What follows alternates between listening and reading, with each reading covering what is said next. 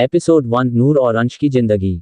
एक बिल्कुल छोटे से अपार्टमेंट के एक रूम में एक लड़की चैन से सोई हुई थी और पर्दे से आती हुई सूरज की किरणें सीधे उस लड़की के चेहरे पर पड़ रही थी, जिसकी वजह से उसका दूध सा चेहरा सुनहरे रंग में चमक रहा था। जैसे ही सूरज की किरणें उसके चेहरे पर पड़ती है, वैसे ही वो लड़की हड़बड़ाकर उठती है और कहती है, शीट, मैं इतनी देर तक कैसे सो गई, मुझे कॉलेज के लिए देरी हो जाएगी। चलो नूर, जल्दी जल्दी करो। जी हाँ, ये क्यूट सी छोटी सी बेबी हमारी नूर ही है। उसकी आंखें बड़ी बड़ी और ब्लू कलर की थी। उस पर नूर का दूध सा गोरा रंग और बेदाग चेहरा, उसके फुले हुए गाल जो नेचुरली पिंकिश थे। नूर के हेयर डार्क ब्राउन और सिल्की थे जो उसकी कमर तक आ रहे थे। नूर के होंठ नेचुरली रेड थे और उसके चेहरे पर मासूमियत साफ साफ झलक रही थी।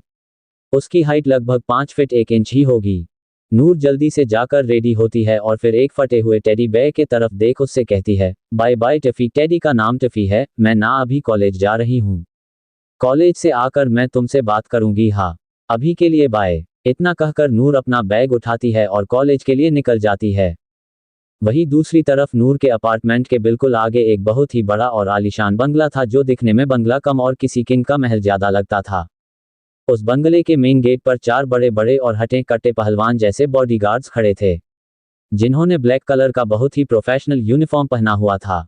इतना ही नहीं, उन चारों के पास गन थी और उनके चेहरे पर कोल्डनेस के अलावा और कोई भी दूसरा एक्सप्रेशन नहीं था। उस बड़े से बंगले के मेन गेट की दीवार पर एक बड़ी सी गोल्डन कलर की नेम प्लेट लगी हुई थी, जिस पर बड़े बड़े और साफ अक्षरों में राठौर विला लिखा हुआ था और विला चारों तरफ से पूरा गार्ड से घिरा हुआ था। इधर ऑटो या फिर रिक्शे से जाने के लिए नूर के पास पैसे नहीं थे, जिसकी वजह से वो पैदल चलकर ही अपनी कॉलेज जाती थी। तो रोज की तरह आज भी नूर की नज़र विला पर पड़ी और फिर उसके आंखों में एक अजीब सा दर्द दिखने लगा। नूर ने एक बार अपनी आंखें बंद की और फिर अपने रास्ते चलने लगी। वहीं दूसरी तरफ the sky in multi speciality hospital, Mumbai, India. ये मुंबई के साथ साथ वर्ल्ड का भी नंबर 1 हॉस्पिटल था, जहां वर्ल्ड के टॉप डॉक्टर्स काम करते थे। दुनिया में ऐसी कोई भी बीमारी नहीं थी जिसका ट्रीटमेंट यहां ना होता हो।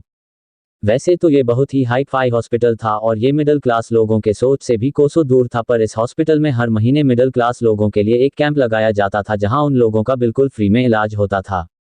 ये एक प्राइवेट हॉस्पिटल था, पर जब बात किसी को या फिर किसी भी ऐसे लोगों की आती थी जिन्हें सच में किसी की मदद की जरूरत है, तो ऐसे में ये हॉस्पिटल पहले नंबर पर होता था। ये पूरा हॉस्पिटल एक ऐसे इंसान की मेहनत का फल था जिसने दिन रात एक करके इसे बनाया और फिर चलाया भी और आज भी चला रहा है। वो इंसान कोई और नहीं, रेयांश अंश सिंह राठौर ही है, जो खुद एक क्वालिफाइड एंड वर्ल्ड का नंबर 1 सर्जन है और जिसका फोकस पूरा उसके प्रोफेशन, उसके काम पर होता है। अंश जितना अपने वक्त के लिए फेमस था, उतना ही वो अपने हैवानियत के लिए भी फेमस था। पूरी दुनिया जानती थी कि रेयांश सिंह राठौर एक चलता फिरता वो ज्वालामुखी है जो कभी भी और कहीं भी फट सकता है और उसके फटने की वजह से सब कुछ तबाह हो सकता है। वैसे अंश कभी भी किसी से अपने काम के अलावा ज्यादा बात नहीं करता, पर अगर उसके आगे किसी ने अपनी जुबान चलाई या फिर उसे डिसरिस्पेक्ट किया तो फिर उस इंसान को अंश के गुस्से से खुद भगवान भी नहीं बचा सकते थे। अंश की लाइफ में गलतियों और गलतियां करने वालों के लिए कोई भी जगह नहीं थी, क्योंकि उसे हर एक चीज परफेक्ट चाहिए होती थी। जिस चीज में परफेक्शन ना हो, ऐसी चीजों का अंश की जिंदगी में कोई नामो निशान ही नहीं होता था। अगर अंश की तारीफ एक लाइन में करनी हो तो मैं यही कहूंगी कि ये हमारी कहानी के हीरो से ज्यादा विलेन है, जिसके आगे आने से भी सबकी फटती थी। इसी हॉस्पिटल के 19वें फ्लोर पर एक ऑपरेशन थिएटर ओटी था, जिसकी रेड लाइट अभी चालू थी और ओटी के आगे कुछ लोग मौजूद थे, जिनमें 2 लड़कियां 20-22 साल और एक आदमी था। देखने में वो तीनों लोग काफी गरीब लगते हैं, जिनके कपड़े भी कई जगह से सिले हुए थे। वो दोनों लड़कियां उस आदमी, जो शायद उन लड़कियों का बाप था, को गले लगाकर बहुत रो रही थी। तभी ओटी की रेड लाइट बंद होती है और 2 मिनट बाद ओटी का दरवाजा खुलता है और उस दरवाजे से एक इंसान बाहर आता है, जिसने अभी नेवी ब्लू कलर का ओटी यूनिफॉर्म पहन रखा था और उसका मुंह अभी एक सर्जिकल मास्क से ढका हुआ था। ओटी के बाहर आते ही वो तीनों उस इंसान को देखते हैं और उसकी तरफ भागते हैं। तभी वो आदमी, दोनों लड़कियों का बाप, उस डॉक्टर से पूछता है, डॉक्टर साहब, मेरी बीबी कैसी है अभी? उसे कुछ हुआ तो नहीं ना और वो ठीक तो हो जाएगी ना? इस आदमी की बात सुनकर वो डॉक्टर सबसे पहले अपना मास्क निकालता है और उन तीनों की तरफ देखता है। वैसे मैं ये बता दूं कि ये डॉक्टर कोई और नहीं, हमारे बड़े ही होनहार डॉक्टर रेयांश अंश सिंह राठौर ही है। अंश की उम्र लगभग 29 साल है और अंश दिखने में किसी हीरो से कम नहीं था। अंश का गोरा रंग, 6 फीट 3 इंच की हाइट, बहुत ही गहरी और डार्क चॉकलेट ब्राउन आंखें, नेचुरल गुलाबी और पतले होंठ, शार्प फेशियल फीचर्स। अंश का फिजिक्स तो ऐसा था कि कोई देखता ही रह जाए। बहुत ज्यादा मस्क्यूलर बॉडी थी उसकी। अंश के चेहरे पर अभी कोई भी एक्सप्रेशन नहीं थे, वो तो बस उन तीनों को ही देख रहा था और इतने में ही उसके पीछे से ओटी से एक और डॉक्टर बाहर आता है जो असल में अंश का असिस्टेंट होने के साथ साथ उसका बहुत अच्छा और खास दोस्त भी था, जिसका नाम आरव खन्ना था और आरव की उम्र भी लगभग अंश की जितनी ही थी। अंश को ऐसे देखकर उन दोनों लड़कियों में से एक लड़की अंश की तरफ देख रोते हुए उससे पूछती है, भैया मेहरबानी करके हमें बताइए ना कि हमारी माँ कैसी है। उस लड़की का सवाल सुनकर अंश उसकी तरफ देख अपनी नॉर्मल प्लेन आवाज में उससे कहता है, घबराने की कोई बात नहीं है, अभी तुम्हारी माँ बिल्कुल ठीक है और खतरे से बाहर भी। एक बात का ध्यान रखना कि उनको हार्ट अटैक आया था और बड़ी मुश्किल से उनकी जान बची है। अगर अगली बार ऐसी कोई मेरा मतलब ऐसी कोई परिस्थिति आई तो उनकी जान भी जा सकती है। अंश की बात सुनकर वो आदमी उसके आगे अपने हाथ जोड़ते हुए उससे कहता है, आपका बहुत बहुत शुक्रिया साहब, मुझे तो समझ नहीं आ रहा कि मैं आपका एहसान कैसे चुकाऊं, आप सच में भगवान है। वो आदमी आगे कुछ बोलने ही वाला होता है कि तभी अंश अपनी सख्त आवाज में उस आदमी से कहता है, नहीं, कभी भी मेरी उस भगवान से तुलना करने की गलती मत करना, मैं भगवान नहीं हूं। अंश की सख्त आवाज सुनकर वहां पर मौजूद सबके पसीने छूटने लगते हैं कि तभी वहां एक सिस्टर कुछ पेपर्स लेकर आती है, जिसे देख अंश पीछे आरव की तरफ देख उससे कहता है, आरव पेशेंट को जनरल वार्ड में शिफ्ट करवा दो और इनका जितना भी बिल हो वो बिल की बात सुनते ही उन तीनों की आंखों में पानी और मजबूरी साफ साफ दिखाई देने लगती है, जिसे अंश देख लेता है। अंश फिर से आरव की तरफ देख उससे कहता है, हॉस्पिटल की तरफ से ही क्लियर करवा देना और एक बात, जब तक उस पेशेंट की कंडीशन ठीक नहीं हो जाती तब तक बी केयरफुल, ओके। अंश की बात सुनकर आरव अपना सिर हाँ में हिलाता है और फिर अंश वहां से उसकी प्राइवेट लिफ्ट की तरफ जाता है और उसमें फिर वो 29वें फ्लोर पर आता है जहां पर उसका कैबिन था। अपने कैबिन में आने के बाद अंश अपने कैबिन का दरवाजा अंदर से लॉक कर देता है और फिर वो सबसे पहले अपने पर्सनल बेडरूम में आता है जो उसके कैबिन में ही था। अंश के बेडरूम में वो सारी फैसिलिटीज थी जो एक नॉर्मल रूम में होनी चाहिए, लाइक एक बड़ा सा बेड, एक टीवी, सोफा और सब कुछ। अंश रूम में आते ही सबसे पहले बाथरूम में घुसता है और फिर 10 मिनट का एक कोल्ड शॉवर लेने के बाद अपने कमर पर टॉवल लपेटकर रूम में एंटर होता है। दूसरे टॉवल से वो अपने बालों को सुखा ही रहा होता है कि तभी अचानक से उसका फोन बजता है जो उसने रूम में आते ही साइलेंट मोड से हटाकर नॉर्मल पर कर दिया था। कॉलर इट को देखते ही अंश के चेहरे के एक्सप्रेशन चेंज हो जाते हैं और वो फोन को उठाकर उसे स्पीकर पर रखता है और अपने कबोर्ड से कपड़े निकालते हुए कहता है, बोलो। अंश की आवाज सुनते ही आगे से उसे एक लड़की की आवाज आती है जो असल में अंश की सोकैड गिरफ्रेंड थी, जिसका नाम सोनाली है। सोनाली निहायती घटिया और बदतमीज लड़की थी जिसे अंश के रुतबे, उसके पैसे और पावर से प्यार था, अंश से नहीं।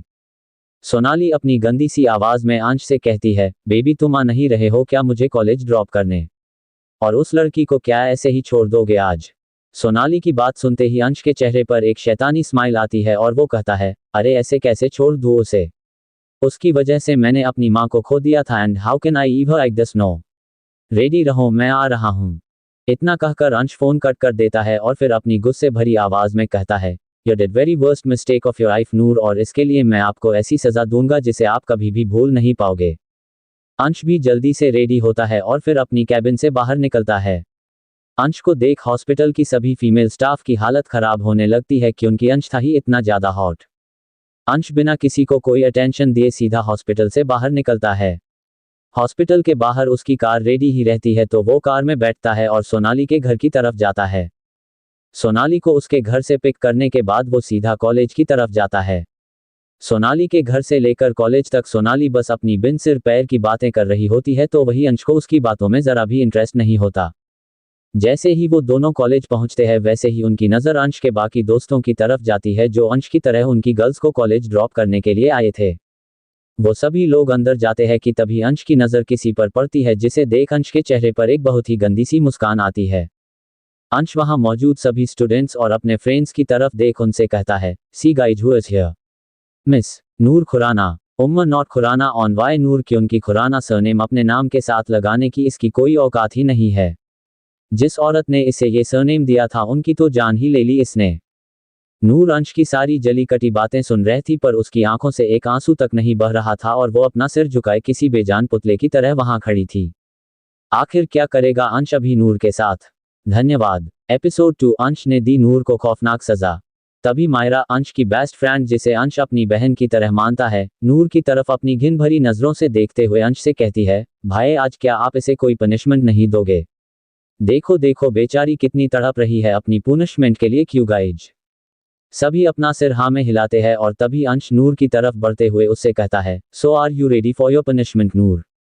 नूर बिना कुछ बोले सिर्फ अपना सिर हिलाती है कि तभी एक लड़का अंश के पास आकर उसे एक कांच का जग देता है जिसमें एक ग्रीन कलर का पानी होता है।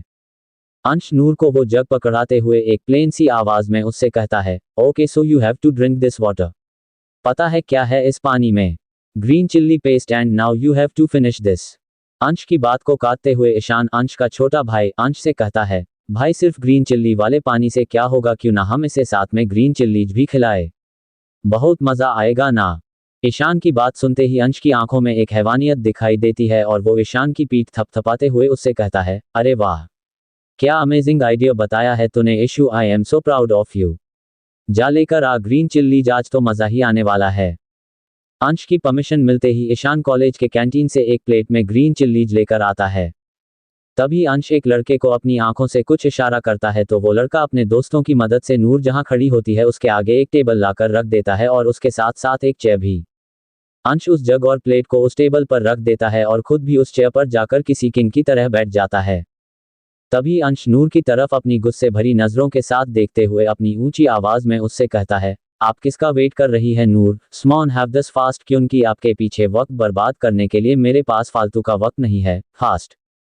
अंश की इतनी डरावनी आवाज सुनकर नूर के साथ साथ वहां मौजूद सभी लोग स्टूडेंट्स भी कांप जाते हैं। तभी नूर बिना किसी एक्सप्रेशन के अंश के आगे आकर खड़ी होती है और फिर उस प्लेट को अपने हाथों में पकड़ते हुए नूर एक एक करके वो सारी हरी मिर्चियां खाने लगती है।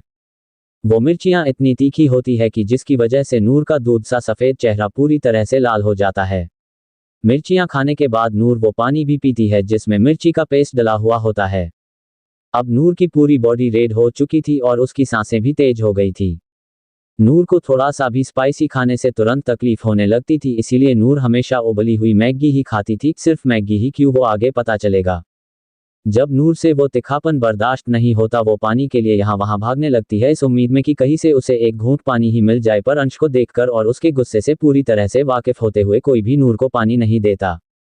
तभी नूर की नज़र वहां पर रखे एक बड़े से वाटर कूलर पर पड़ती है जहां से कॉलेज के सभी स्टूडेंट्स पानी पीते थे। नूर उस वाटर कूलर को देखकर उसकी तरफ बढ़ने लगती है कि तभी उसे अंश की आवाज़ सुनाई देती है जो अपनी चेयर पर बैठे बैठे ही उससे कहता है, अगर आप उस तरफ गई या फिर वाटर कूलर को हाथ भी लगाया ना तो मैं आपकी स्टडी बंद करवा दूंगा। अंश की बात सुनते ही नूर अंश की तरफ देखती है और फिर उसके आगे आती है। नूर उसके सामने अपने दोनों हाथों को जोड़ते हुए उससे कहती है, नहीं नहीं सर, आप जैसा कहेंगे मैं वैसा ही करूंगी, बट आप मेरी स्टडी बंद मत करवाइए, मुझे मेरी मम्मा का सपना पूरा करना है। तभी उस कॉलेज कैंपस में एक आवाज़ गूंजती है और नूर अपने एक गाल पर बहुत तेज दर्द महसूस करती है। ये थप्पड़ नूर को अंश ने मारा था जिसकी वजह से नूर की होंठों के किनारे से अभी खून बहने लगता है। तभी अंश नूर के सिल्की हेयर को अपने एक हाथ में पकड़ता है और गुस्से में अपने दांत पिसते हुए उससे कहता है, थोड़ी सी भी शर्म नहीं आती ना आपको नूर, पहले तो मेरी माँ को मार दिया और अभी उनके सपने को पूरा करने का ड्रामा कर रही हो आप। मेरी एक बात याद रखिए कि अगर दोबारा मैंने आपके इस गंदे मुंह से मेरी माँ का नाम या फिर उनका जिक्र भी सुना ना तो मैं खुद आपकी जान ले लूंगा, वो भी अपने इन्हीं हाथों से। इतना कहकर अंश नूर को झटके से छोड़ता है जिसकी वजह से वो अपना बैलेंस संभाल नहीं पाती और धड़ाम से नीचे गिर जाती है। नूर उठने की कोशिश करती है पर पैर में मोच आने की वजह से उसे दर्द होने लगता है।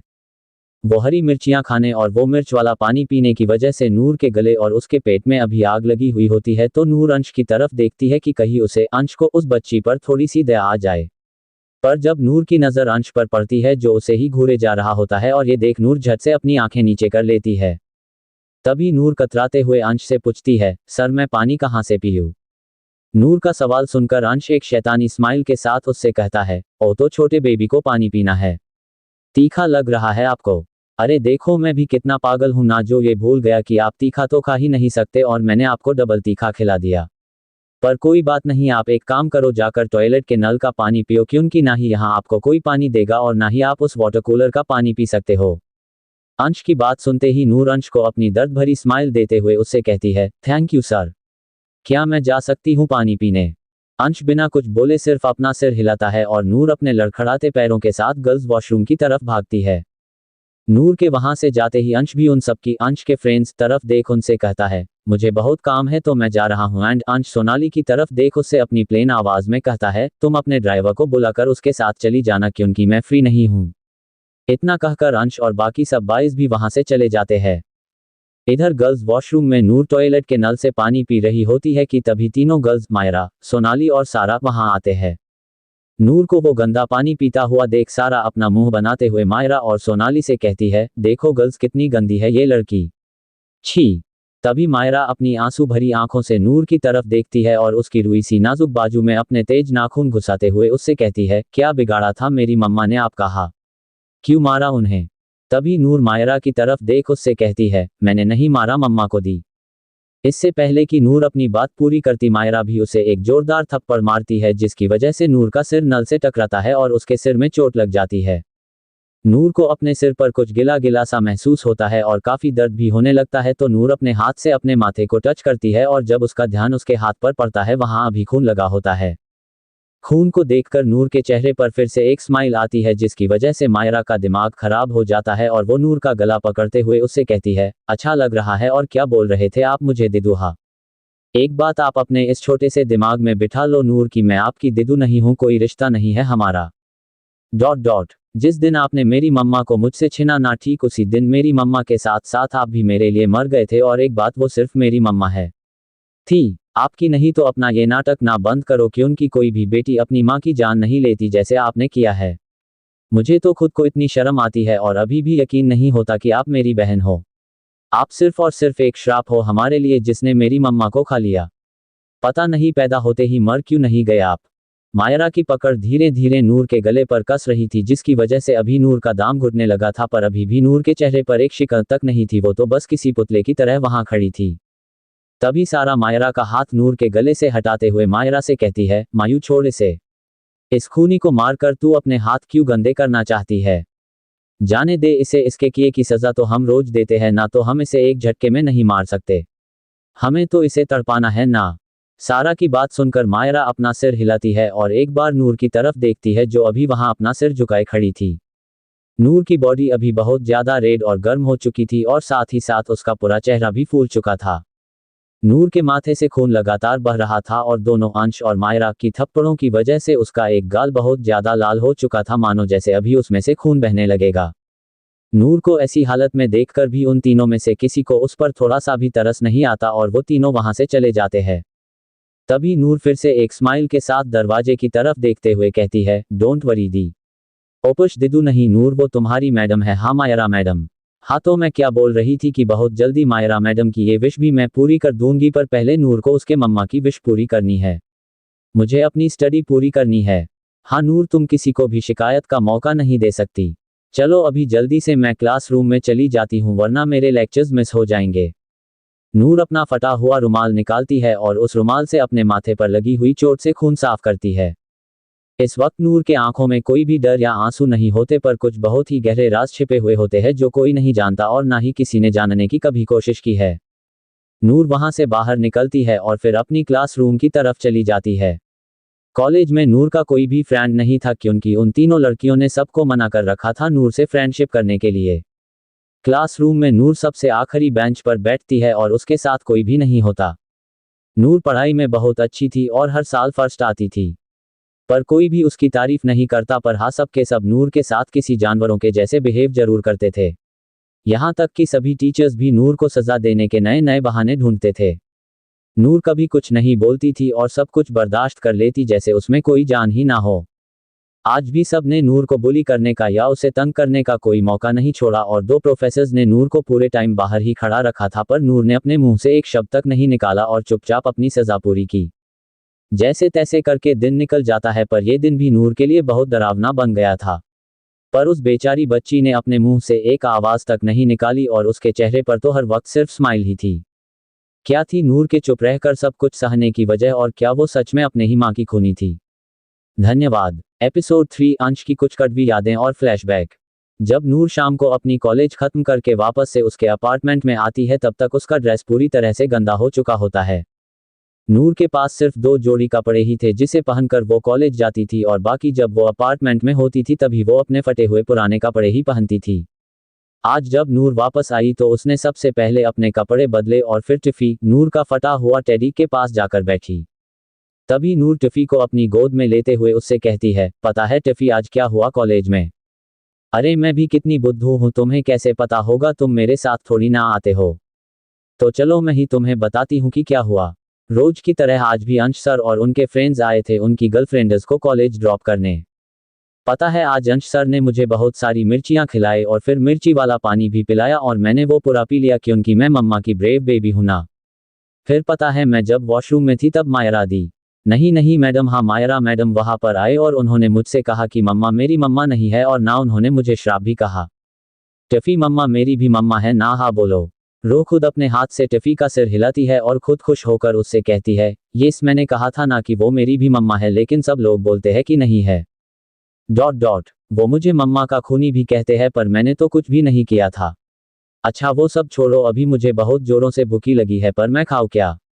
मेरे पास जो 10 रुपये बचे हुए थे वो पता नहीं शायद कॉलेज में कहीं खो गए। अभी तो हम दोनों को कुछ दिनों तक भूखा ही रहना पड़ेगा पर कोई बात नहीं, पानी है ना उससे काम चल जाएगा।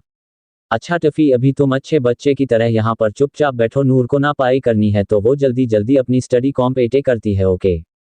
नूर टफी को उसकी जगह पर बिठा देती है और फिर खुद नीचे ठंडी फर्श पर बैठकर अपनी बुक्स निकालती है और पढ़ना चालू करती है।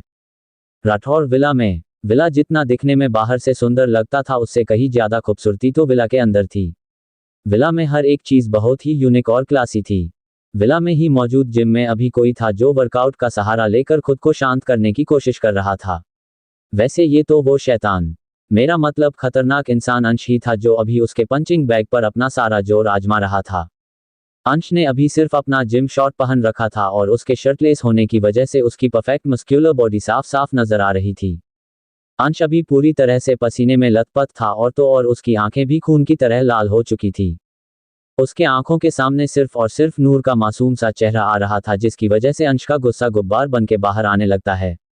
अंश उसके पंचिंग बैग पर जोरदार पंचेस मारते हुए कहता है, क्यों डॉट डॉट आप हमेशा मेरे दिल और दिमाग में रहते हो नूर, क्यों नहीं भुला पा रहा हूं मैं आपको। जो आपने 12 साल पहले किया था उसके लिए नफरत करता हूं मैं आपसे। डॉट डॉट पर पता नहीं क्यों मेरा दिल नहीं मान रहा। आपने मुझसे वो इंसान, उस शख्स को छीन लिया जिसने मुझे एक माँ का प्यार दिया था। कहने को तो नूपुर माँ, नूर और मायरा की मम्मा मेरी मॉम की बेस्ट फ्रेंड थी पर उनकी ही वजह से मुझे मेरी मॉम का प्यार मिला है, वरना उन्हें तो अपने काम से फुर्सत ही नहीं मिलती थी। आपने मुझसे मेरी माँ को छीना है नूर और इसके लिए मैं आपको कभी भी माफ नहीं करूंगा। आज अगर आपकी जगह पर कोई दूसरा होता तो कब का मेरे हाथों मर चुका होता, पर मैं आपको कैसे मार दूं। डॉट डॉट जिसके लिए मैंने ना जाने कितनी ही मन्नतें मांगी थी उसे कैसे मिटा दूं। मेरी जान जिसमें बसती हो उसकी जान कैसे ले लूं। इसी के साथ अंश की आंखों से लगातार आंसू बहने लगते हैं और वो नीचे अपने घुटनों पर बैठ जाता है और रोते हुए कहता है, आपने सब कुछ खत्म कर दिया नूर, सब कुछ। आपने अपने साथ साथ मेरी परवरिश पर भी दाग लगा दिया। मुझे नहीं पता कि ये बात आपको अभी याद है भी या नहीं कि आपकी मम्मा से ज्यादा आपको मैंने पाला है। सिर्फ तब से नहीं जब से आप इस दुनिया में आए हो, पर तब से जब आप अपने मम्मा के पेट में भी नहीं थे। फ्लैशबैक 18 साल पहले। हम देख सकते हैं कि राठौर विला के बड़े से गार्डन में अभी 3 बच्चे खेल रहे होते हैं जिसमें 2 लड़के और 1 लड़की थी। वैसे मैं पहले ही आप सबको बता दूं कि ये तीनों बच्चे अंश, इशु, अंश का छोटा भाई ईशान और मायरा है। अभी अंश लगभग 11 साल का था तो वही ईशान 8 साल का और मायरा 5 साल की थी। नूर अभी पैदा भी नहीं हुई है। तभी नूपुर और रागिनी, अंश और ईशान की मॉम वहां आती है और उन्हें देख अंश उनकी तरफ भाग जाता है। अंश को देखकर नूपुर उसके माथे पर किस करती है और फिर उससे पूछती है, अरे क्या बात है, मेरा बेटा ऐसे सैड क्यों लग रहा है। तभी अंश नूपुर की तरफ देख अपनी मासूम सी आवाज में उससे कहता है, माँ I am very upset now. इस पर रागिनी अंश के बाल संवारते हुए उससे पूछती है, ओह ये तो बहुत बड़ी बात है, क्यों नूपुर। इस पर नूपुर भी अपना सिर हाँ में हिलाती है और तभी रागिनी फिर से अंश से पूछती है, पर बेबी तुम अपसेट क्यों हो, ये भी तो बताओ ना, तभी तो हम कुछ कर पाएंगे ना। तभी अंश पहले ईशान और मायरा की तरफ देखता है जो अभी एक दूसरे के साथ खेलने में ही लगे होते हैं। उन्हें देखकर अंश अपना मुंह फुलाते हुए उन दोनों लेडीज से कहता है, वहां देखो ना आप दोनों कैसे इशुमायू के साथ खेल रहा है और अथर्व। अंश का फ्रेंड के पास भी सारा है पर मेरे पास तो कोई भी नहीं है जिसके साथ मैं खेल सकूं। सब मुझे अकेला छोड़ देते हैं, मुझे नहीं करनी किसी से भी बात, जाओ मैं गुस्सा हूं सबसे। इतना कहकर अंश गार्डन में मौजूद एक बेंच पर जाकर बैठ जाता है। रागिनी और नूपुर उसकी तरफ ही देखती है और फिर मुस्कुराते हुए छोटे अंश के पास आती है। तभी रागिनी अंश के पास बैठते हुए उससे कहती है, ओ तो मेरे अंश को भी कोई ऐसा चाहिए जो उसके साथ खेले। अंश हाँ में अपना सिर हिलाता है और तभी रागिनी अपनी नोटी आवाज में अंश से कहती है, तो बेबी तुम ना अपनी माँ नूपुर से बोलो कि वो तुम्हें एक छोटी सी बेबी लाकर दे जिसके साथ तुम खेल सको। रागिनी की बात सुनते ही नूपुर की आंखें बड़ी होती है और इससे पहले कि वो कुछ बोले अंश नूपुर की तरफ देख उससे कहता है, माँ प्लीज मुझे भी एक क्यूट सी बेबी चाहिए तो मेरे लिए आप ला दो ना। तभी रागिनी विंक करते हुए नूपुर से कहती है, तुम सबको मना कर सकती हो सिवाय अपने लाडले अंश के, तो देखो ये क्या मांग रहा है तुमसे नूपुर। बोलो दोगी इसे इसकी बेबी। रागिनी की बात सुनकर नूपुर का चेहरा शर्म के मारे लाल हो जाता है। जब नूपुर अंश की तरफ देखती है तो नूपुर को अंश की आंखों में एक आस दिखाई देती है जिसे देखकर नूपुर का दिल नहीं करता अंश की इच्छा को मना करने का। तभी नूपुर अंश की तरफ देख उससे कहती है, अगर मेरे प्रिंस को अपने लिए बेबी चाहिए तो ठीक है, मैं मेरे बच्चे की ये विश कॉम्प्लीट करने की पूरी कोशिश करूंगी, पर उसके लिए मेरे अंशु को भी कुछ करना होगा। नूपुर की बात सुनकर अंश झट से उससे पूछता है, क्या करना होगा मुझे माँ, आप बोलो मैं वो करूंगा। इस पर नूपुर अंश के गाल खींचते हुए उससे कहती है, आपको भगवान जी से प्रे करना होगा कि वो जल्दी जल्दी आपके बेबी को भेज दे। इस पर अंश अपना सिर हिलाते हुए नूपुर से कहता है, ओके तो मैं ये रोज करूंगा, बट आप भी मुझसे एक प्रॉमिस करो कि वो सिर्फ और सिर्फ मेरी ही बेबी रहेगी और मैं उसे किसी के साथ में भी शेयर नहीं करूंगा।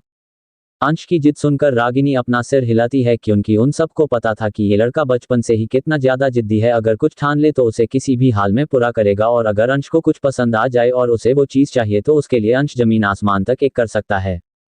तभी नूपुर अंश के छोटे से हाथों को पकड़ते हुए उससे कहती है, ओके मेरी जान, अगर बेबी लड़की आई ना तो वो सिर्फ और सिर्फ आपकी ही रहेगी, ये मेरा प्रॉमिस है आपसे। पर अगर बॉय आया तो? इस पर अंश अपना मुंह बनाते हुए उससे कहता है, नहीं ना, मुझे सिर्फ बेबी गर्ल ही चाहिए और मैं गॉड से प्रे भी करूंगा कि वो सिर्फ मेरे बेबी को ही भेजे। अंश की बात सुनकर रागिनी और नूपुर दोनों हंसने लगती है। ऐसे ही दिन बीतने लगते हैं और अंश रोज भगवान से प्रे करता है और जैसा कि हम सब जानते हैं भगवान छोटे बच्चों की विश जल्दी पूरी करते हैं, बिल्कुल वैसे ही अंश की भी विश पूरी हो जाती है और उसे उसकी बेबी नूर मिल जाती है। फ्लैशबैक खत्म। अंश अभी भी नीचे जमीन पर बैठकर बुरी तरह से रो रहा था। रोने की वजह से उसका चेहरा पूरा लाल हो चुका था और उसकी आंखों में भी जैसे खून उतर आया था। तभी अंश रोते हुए कहता है, मेरी जिद की वजह से आप इस दुनिया में आए हो नूर, पर अगर मुझे इस बात का थोड़ा सा भी अंदाजा होता कि आपकी वजह से मैं अपने नूपुर माँ को खो दूंगा तो मैं कभी आपके लिए जिद नहीं करता। आप मेरी सबसे बड़ी गलती हो नूर, और जो आपने किया है ना उसके लिए मैं आपको कभी माफ नहीं करूंगा। आपके लिए मेरे दिल में अभी कोई प्यार, कोई हमदर्दी नहीं है, अगर है तो सिर्फ गुस्सा और नफरत जो मैं आपसे करता हूँ। मैंने माँ से प्रॉमिस लिया था कि आप सिर्फ मेरी है, पर अब तो वो नूपुर खुद नहीं है तो उनके प्रॉमिस का मैं क्या करूँ। मुझे आपके साए से भी नफरत है नूर, ऐसे में मैं आपको अपनी लाइफ में एंट्री नहीं दूंगा, बिल्कुल भी नहीं। इतना कहकर अंश वहां से उठकर जिम से बाहर चला जाता है, पर अंश के अलावा वहां कोई और भी होता है जो अंश की बातें सुनकर रो रहा था और वो शख्स कोई और नहीं खुद मायरा ही थी। असल में नूपुर की डेथ के कुछ दिन बाद ही अमेक मायरा और नूर के पापा भी सुसाइड कर लेता है, जिसकी वजह से सबको बहुत बड़ा सदमा लगता है। इन सब में मायरा और नूर के सिर से उनके बाप का साया भी छिन जाता है तो सब लोग मायरा के लिए काफी परेशान हो जाते हैं, पर नूर की तो किसी को पड़ी ही नहीं होती। इसीलिए आर्यन अंश के डैड ये फैसला करता है कि अब से मायरा भी राठौर फैमिली के साथ उनके घर में ही रहेगी, क्योंकि आर्यन और अमे भी बहुत सीओस फ्रेंड्स थे जिसकी वजह से मायरा और नूर राठौर फैमिली की जान थी, पर उस एक गलती की वजह से उन लोगों ने उस 5 साल की बच्ची से अपने सभी रिलेशन तोड़ दिए और छोड़ दिया उसे अकेला मरने के लिए। अंश की बातें सुनकर मायरा भी वहां से अपने रूम में चली जाती है और जोरों से रोते हुए कहती है, क्यों आया आप हमारी लाइफ में नूर? सब कुछ ठीक चल रहा था, मैं, मम्मा, पापा, हम तीनों एक साथ बहुत खुश थे, पर आपने सब कुछ बिगाड़ दिया। हमारी हैप्पी फैमिली को तोड़ दिया और मेरे मम्मा पापा दोनों को मुझसे छीन लिया। आप सबसे मनहूस है Noor, I hate you so much episode. धन्यवाद। एपिसोड 4, नूर को अपने लिए जॉब ढूंढनी है। तभी मायरा के पीछे से कोई आता है और उसे हक कर लेता है। एक पल के लिए तो मायरा सहम जाती है, पर जब उसे ये एहसास होता है कि पीछे कौन है तब वो पूरी तरह से टूट जाती है। मायरा झट से अपने पीछे की तरफ मुड़ते हुए उस शख्स को गले लगा लेती है और फिर उसके बाहों में रोते हुए उससे कहती है, क्यों किया उसने ऐसा हमारे साथ? इशू, हाँ ये ईशान ही है। मम्मा तो उसे सबसे ज्यादा प्यार करती थी ना, और अंश भाई ने तो उसे अपने पलकों पर बिठाया हुआ था। हम सब ने भी तो किसी फूल की तरह उसे लाड प्यार से पाला ना, तो फिर उसने हमारे रास्ते में कांटे कैसे बिछा दिए। मुझे आज भी याद है वो काला दिन। अंश भाई की हालत क्या हो गई थी। वो तो सबसे ज्यादा शौक में थे, पूरा 1 साल लगा उन्हें बाहर आने में, और आए भी तो वो हमारे पहले वाले भाई नहीं थे। बिकॉज ऑफ दैट गिर भाई एपिसोड एंड हिमसेल्फ कॉम्पेटिव आई। उनके अंदर जितने भी इमोशंस थे ना वो सब खत्म हो चुके थे। तब से लेकर आज तक मैंने उनके चेहरे पर एक हल्की सी स्माइल तक नहीं देखी। तभी ईशान मायरा के आंसू साफ करते हुए उससे कहता है, रोना नहीं बेबी। जिसकी वजह से आज हम ये सब देख रहे हैं ना, उसकी हालत तो हम सब मिलकर ऐसी कर देंगे कि उसे खुद पर रोना आने लगेगा और उसे इस बात का पछतावा होगा कि उसने खुराना फैमिली में जन्म ही क्यों लिया। ईशान जैसे तैसे करके मायरा को शांत कराता है। नूर का अपार्टमेंट। नूर अभी भी उस ठंडे फर्श पर बैठे अपनी स्टडी कॉम्प्लीट कर रही होती है। आधे घंटे बाद जब नूर की स्टडी पूरी हो जाती है तभी वो अपना बैग पैक करती है और फिर टिफ़ी को अपने हाथ में पकड़कर उससे कहती है, टिफ़ी हमारे पास तो बिल्कुल भी पैसे नहीं है। नूर अभी पैसे कहाँ से लाएगी। तभी नूर के दिमाग में कुछ आता है और वो अपनी शाइनिंग आइज के साथ टिफ़ी से कहती है, हाँ मैं ना एक काम करती हूँ, कल जल्दी से उठकर कहीं छोटी सी जॉब ढूंढने चली जाऊंगी। ज़्यादा नहीं, अगर रोज के 5-10 रुपये भी मिल गए तो उसमें मैगी आ जाएगी। ये सी आई एम सो स्मार्ट ना टिफ़ी, चलो अभी हम जल्दी से सोते हैं, पर उससे पहले नूर को मेडिसिन खानी है वरना फिर से वो गंदे वाले ड्रीम आएंगे ना। तभी नूर उसके बगल में पड़ी कपड़े की गठरी की तरफ देखती है जिसमें नूर के कुछ फटे पुराने कपड़े होते हैं जिसे वो पहनती थी। उस गठरी में से नूर एक छोटी सी कांच की बोतल निकालती है जो असल में एक मेडिसिन की बोतल थी। उस बोतल पर एसीपिंग पायस लिखा हुआ था। तो नूर ने उस बोतल में से 2 गोलियां निकाली और वहां रखे छोटे से मटके से एक प्लास्टिक के ग्लास में पानी लिया और फिर एक ही झटके में नूर ने वो दोनों गोलियां पानी के साथ निगल ली। नूर को नींद नहीं आती थी जिसकी वजह से उसने एसीपिंग पायस लेनी चालू की जो उसकी जान के लिए बहुत ज़्यादा हार्मफुल है। मेडिसिन खाने के बाद नूर वही उस ठंडी फर्श पर लेट जाती है। नूर के पास ना तो फर्श पर डालने के लिए कोई बेडशीट होती है और ना ही खुद पर ओढ़ने के लिए कोई कंबल। जैसे ही वो फर्श पर लेटती है एसीपिंग पायस के इफेक्ट की वजह से उसे झट से नींद आ जाती है, पर सोने से पहले वो अपने टिफ़ी को हक कर लेती है और फिर किसी छोटी सी बॉल की तरह पूरा सिकुड़ के सो जाती है।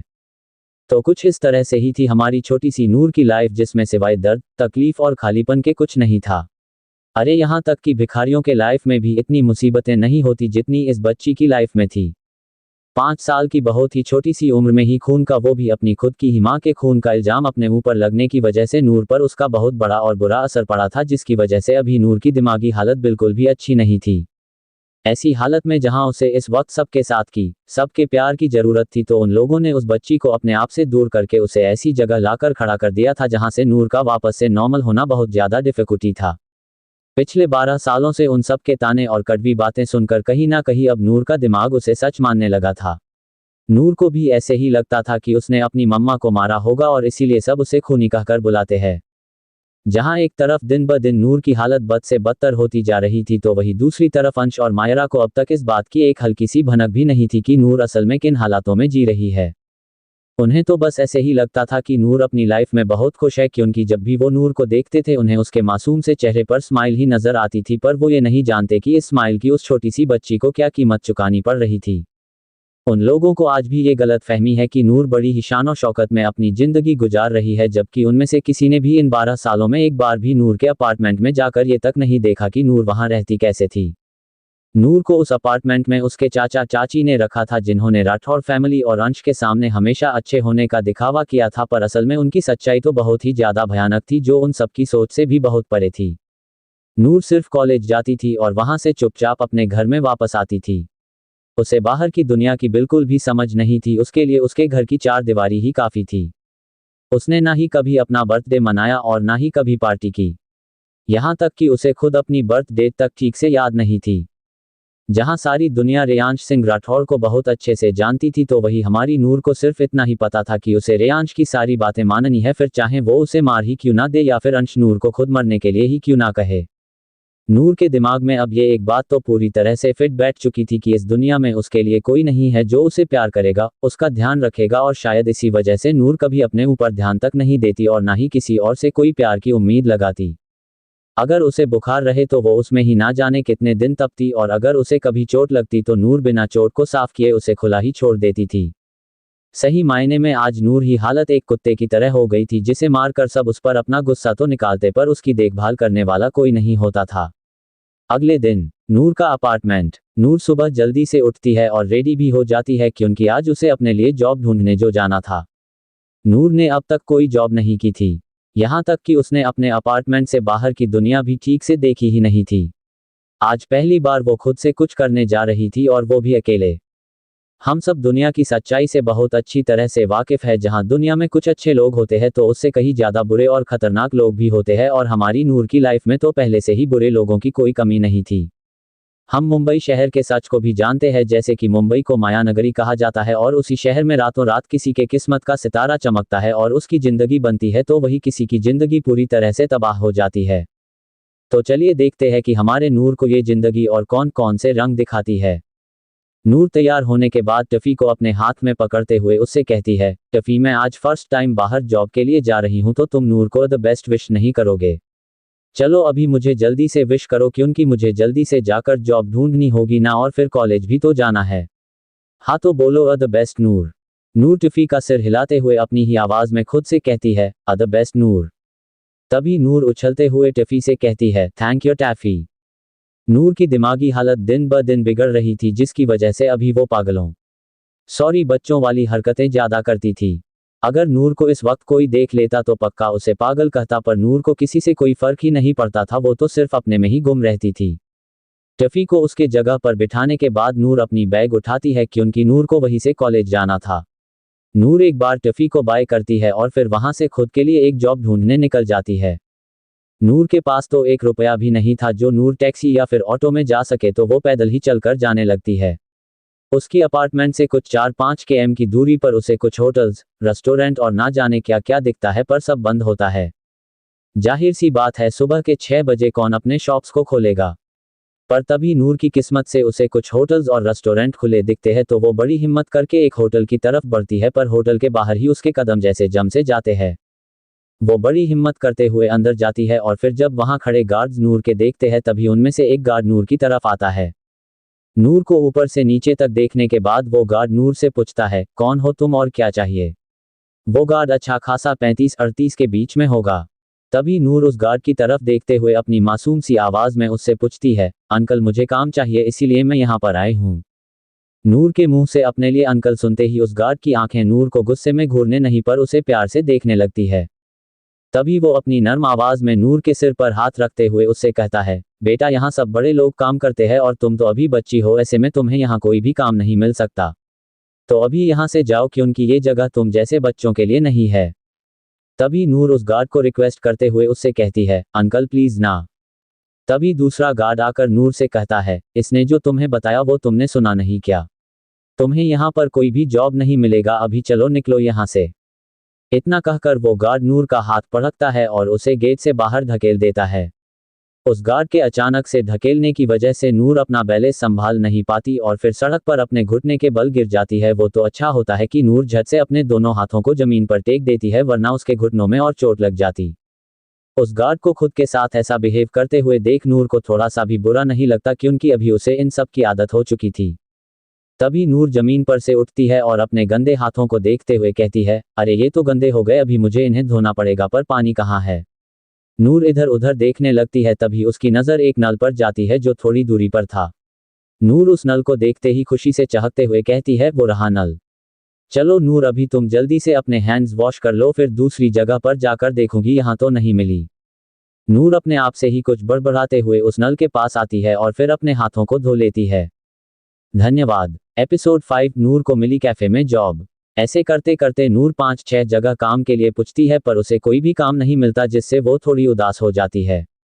नूर को उसके अपार्टमेंट से निकले पूरा 1 घंटा हो चुका था और वो काफी दूर भी आ चुकी थी, पर अब तक उसने अपने लिए एक भी काम नहीं ढूंढा था। नूर बस इधर उधर देखकर सड़क पर चल रही थी कि तभी अचानक से उसकी नज़र एक कैफे पर पड़ती है, जो नूर को दूर से सड़क की दूसरी तरफ दिखाई दे रही थी। उस कैफे को देखकर नूर खुश होते हुए खुद से ही कहती है, वाह देखो वहां पर तो एक कैफे है। क्या मैं उनको बोलूं कि वो मुझे काम पर रख ले? अब तक मैंने जितने भी देखे उन्होंने मुझे काम नहीं दिया और वहां से भगा दिया, पर मुझे तो चाहिए ना काम, क्योंकि मेरे पास तो एक ब्रेड लेने के लिए भी पैसे नहीं है और मुझे बहुत जोरों से भूखी लगी है। नूर के पास अब तक जितने भी पैसे थे वो सब खर्च हो गए, कोई बात नहीं, मैं जॉब करके थोड़े पैसे जमा कर लूंगी, और वैसे भी नूर तो मम्मा की ब्रेव बेबी है ना। यस। इतना कहकर वो मुस्कुराने लगती है और 1-2 कदम आगे बढ़ती है कि तभी उसके आगे एक गाड़ी आकर रुकती है, जिसकी वजह से वो घबरा जाती है। जब नूर आगे उस कार की तरफ देखती है, तभी उस कार में जो आदमी बैठा हुआ होता है वो खिड़की से अपना सिर थोड़ा बाहर निकालते हुए नूर पर बहुत जोर से चिल्लाता है, ए लड़की मरना है क्या? और मरना ही है तो कहीं और जाकर मरना। मेरी ही गाड़ी मिली थी क्या तुझे मरने के लिए?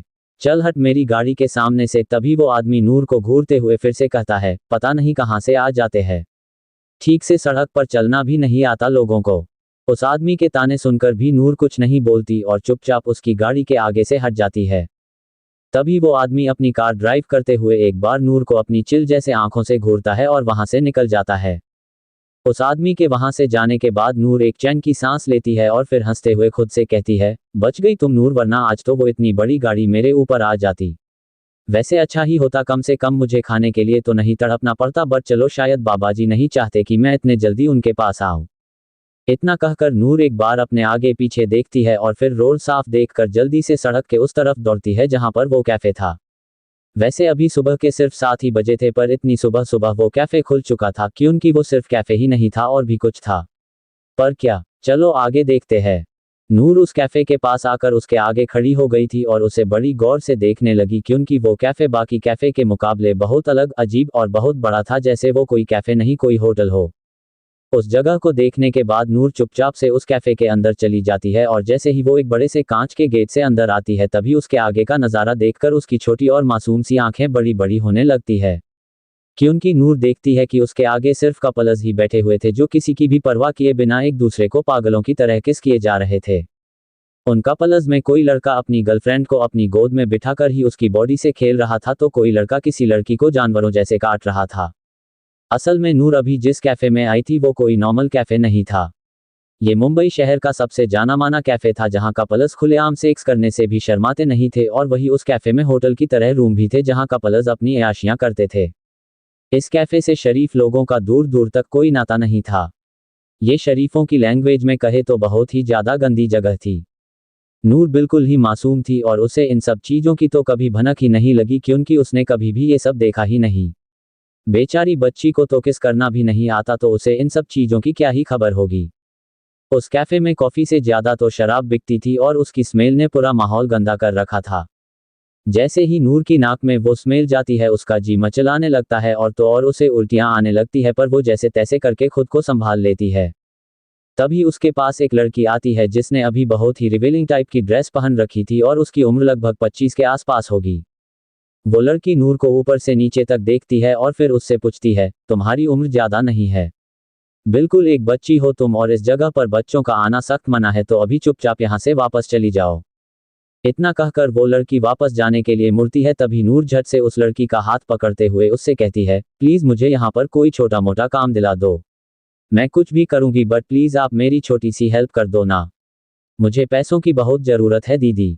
नूर की इस लाचारी को देखते हुए वो लड़की नूर का हाथ धीरे से पकड़ते हुए उससे कहती है, मुझे तुम्हारी बात समझ आ रही है, पर यह जगह तुम जैसे बच्चों के लिए नहीं है, ये बहुत गंदी जगह है, तुम यहाँ पर कोई काम नहीं कर पाओगी। तभी नूर अपनी मासूमियत भरी आंखों से उस लड़की की तरफ देख उससे कहती है, मेरे पास एक ब्रेड लेने के लिए भी पैसे नहीं है, अगर आप मुझे कोई काम नहीं दोगे तो शायद मैं भूख की वजह से मर जाऊं। नूर की ये दिल को छू जाने वाली बात को सुनकर शायद उस लड़की का दिल भी पिघलता है और वो नूर की तरफ देख अपनी प्लेन वॉइस में नूर से पूछती है, ओके तो मैं तुम्हें कुछ काम दूंगी जो तुम्हें करना होगा। तुम्हें यहाँ पर आने वाले सभी कपल्स और साथ साथ जो सिंगल गर्ल्स और बॉयज भी आते हैं उनको कॉफी और ड्रिंक सर्व करनी होगी, और इसके लिए मैं तुम्हें महीने के 5,000 दूंगी, बोलो मंजूर है। उस लड़की की बात को सुनकर नूर किसी छोटे बच्चे की तरह अपनी जगह पर ही चहकने लगती है और फिर एक बड़ी सी स्माइल के साथ उससे कहती है, हाँ बिल्कुल, पर मेरी कॉलेज। तभी वो लड़की नूर से कहती है, तुम एक काम करो, डबल शिफ्ट करो, पहली मॉर्निंग के 6 से लेकर 10 बजे तक और दूसरी इवनिंग के 6 से लेकर रात के 10 बजे तक, मतलब 4-4 8 घंटे की। इससे तुम्हारा कॉलेज भी हो जाएगा और जॉब भी। नूर को वो तरीका सबसे अच्छा लगता है, पर अपनी मासूमियत के चलते वो ये नहीं समझ पाती कि उसने अनजाने में क्या कर दिया है। नूर अपनी जॉब के लिए बहुत खुश तो होती है, पर उसे ये बात पता नहीं होती कि ये खुशी उससे बहुत ही जल्द छीन जाने वाली है और इस जॉब की वजह से ही उसे और बहुत कुछ देखना और सहना पड़ेगा। नूर उस लड़की से बात करके आज से ही अपना काम शुरू कर देती है, पर उसे वहां मौजूद लड़कों की नज़रों से काफ़ी डर लगने लगता है, पर अपने पेट की भूख के लिए वो चुपचाप अपना काम करती है। ऐसे ही उसके कॉलेज का टाइम हो जाता है तो नूर वहीं से अपने कॉलेज चली जाती है। आज कॉलेज में सिर्फ गर्ल्स मायरा, सारा और सोनाली की आती है, उनके साथ बॉयज नहीं होते और रहेंगे भी क्यों, उन्हें दूसरे काम भी तो थे ना। वो शैतान अंश अपने हॉस्पिटल में बिजी था, तो ईशान और अथर्व अपने अपने कामों में। जब वो तीनों लड़कियां नूर को देखती है तभी मायरा और सारा तो चुप ही खड़ी रहती है, पर वो सोनाली ज्यादा ही उड़ने लगती है और बात बात पर नूर को तंग करती है। आज सारा और मायरा को उनके असाइनमेंट सबमिटेड करने होते हैं तो वो दोनों बस उसी में लगी रहती है, पर वो सोनाली अपनी सो कॉल्ड चमचियों के साथ मिलकर दिन भर नूर को परेशान करती है, पर नूर को कुछ फर्क ही नहीं पड़ता। नूर अपना पूरा ध्यान अपनी पढ़ाई में लगाती है। बट जब मायरा और सारा अपने असाइनमेंट पूरे करके निकल ही रहे होते हैं तभी उन दोनों का ध्यान नूर पर पड़ता है, जो अभी कॉलेज कैंपस के आइसोएटेरियम में अपनी बुक लिए अकेले बैठी होती है। तभी उन दोनों की कानों में नूर की प्यारी सी आवाज पड़ती है, जो वो खुद से ही कहती है, ओफो नूर, ये तो बहुत बड़ा है और मुझे समझ भी नहीं आ रहा है। अब मैं क्या करूं, कल तो मुझे भी असाइनमेंट सबमिटेड करने हैं। नूर की बात सुनते ही मायरा नूर की तरफ जाती है और सारा भी उसके पीछे होती है। जब नूर को अपने आगे किसी की परछाई दिखती है तो वो किसी क्यूट से बिल्ली के बच्चे की तरह अपना सिर ऊपर करती है और अपनी नीली आंखों को बार बार झपकाकर उन दोनों की तरफ देखने लगती है। इस वक्त नूर इतनी ज्यादा मासूम लग रही थी कि एक पल के लिए वो दोनों भी उसमें ही खो गए थे। पर तभी नूर मायरा से पूछती है, मायरा मैडम आपको कुछ चाहिए क्या नूर से? नूर की आवाज सुनकर वो दोनों अपने होश में आती है और तभी मायरा नूर के लेफ्ट साइड में बैठती है तो सारा राइट साइड में। तभी मायरा बिना किसी एक्सप्रेशन के अपनी रुड आवाज में नूर से कहती है, दिखाए कौन सा क्वेश्चन है? तभी नूर मायरा की तरफ देखते हुए इनोसेंटली उससे पूछती है, आप मेरी हेल्प करोगे? इस पर मायरा नूर को घूरते हुए उससे कहती है, मुझे आपके सवालों के जवाब देने में कोई इंटरेस्ट नहीं है। जितना मैं आपसे पूछ रही हूं और कह रही हूं ना, आप सिर्फ उतना ही करिए, समझे? नूर सिर्फ अपना सिर हिलाती है। तभी मायरा फिर से नूर से कहती है, अभी शो मी क्या प्रॉब्लम है? तभी नूर अपनी टेक्स्ट बुक को मायरा के आगे लाती है और फिर अपना उदास सा चेहरा बनाते हुए उससे कहती है, नूर को ये नहीं समझ रहा। तभी मायरा नूर से कहती है, ठीक है मैं समझा रही हूं आपको, अभी ध्यान दो, मैं दोबारा नहीं बताऊंगी। नूर अपना सिर हिलाती है और मायरा उसे समझाने लगती है। तभी सारा वहां से निकलकर एक कोने में आती हैं और देखती है कि कैसे वो दोनों अपने में ही खोई हुई है। तभी सारा अपना फोन निकाल कर किसी को कॉल करती है और जब आगे वाला इंसान सारा का फोन उठा लेता है तभी सारा उससे कहती है, कॉन्ग्रेचुलेशंस, हमारा प्लान धीरे धीरे काम कर रहा है। हाँ, जैसा हमने सोचा था वैसा तो नहीं, बट उससे बुरा भी नहीं है। Okay bye. इतना कहकर सारा फोन कट कर देती है और फिर चुपचाप से अपने फोन में नूर और मायरा की फोटो लेती है, जो अभी भी सब कुछ भूलकर अपनी दुनिया में ही खोए हुए थे। सारा वो फोटो किसी के नंबर पर सेंड करती है और फिर एक शैतानी स्माइल के साथ कहती है, अब आगे आगे देखो होता है क्या। शायद हमारे साथ बाबाजी भी है और हमारी हेल्प कर रहे हैं, अच्छा है।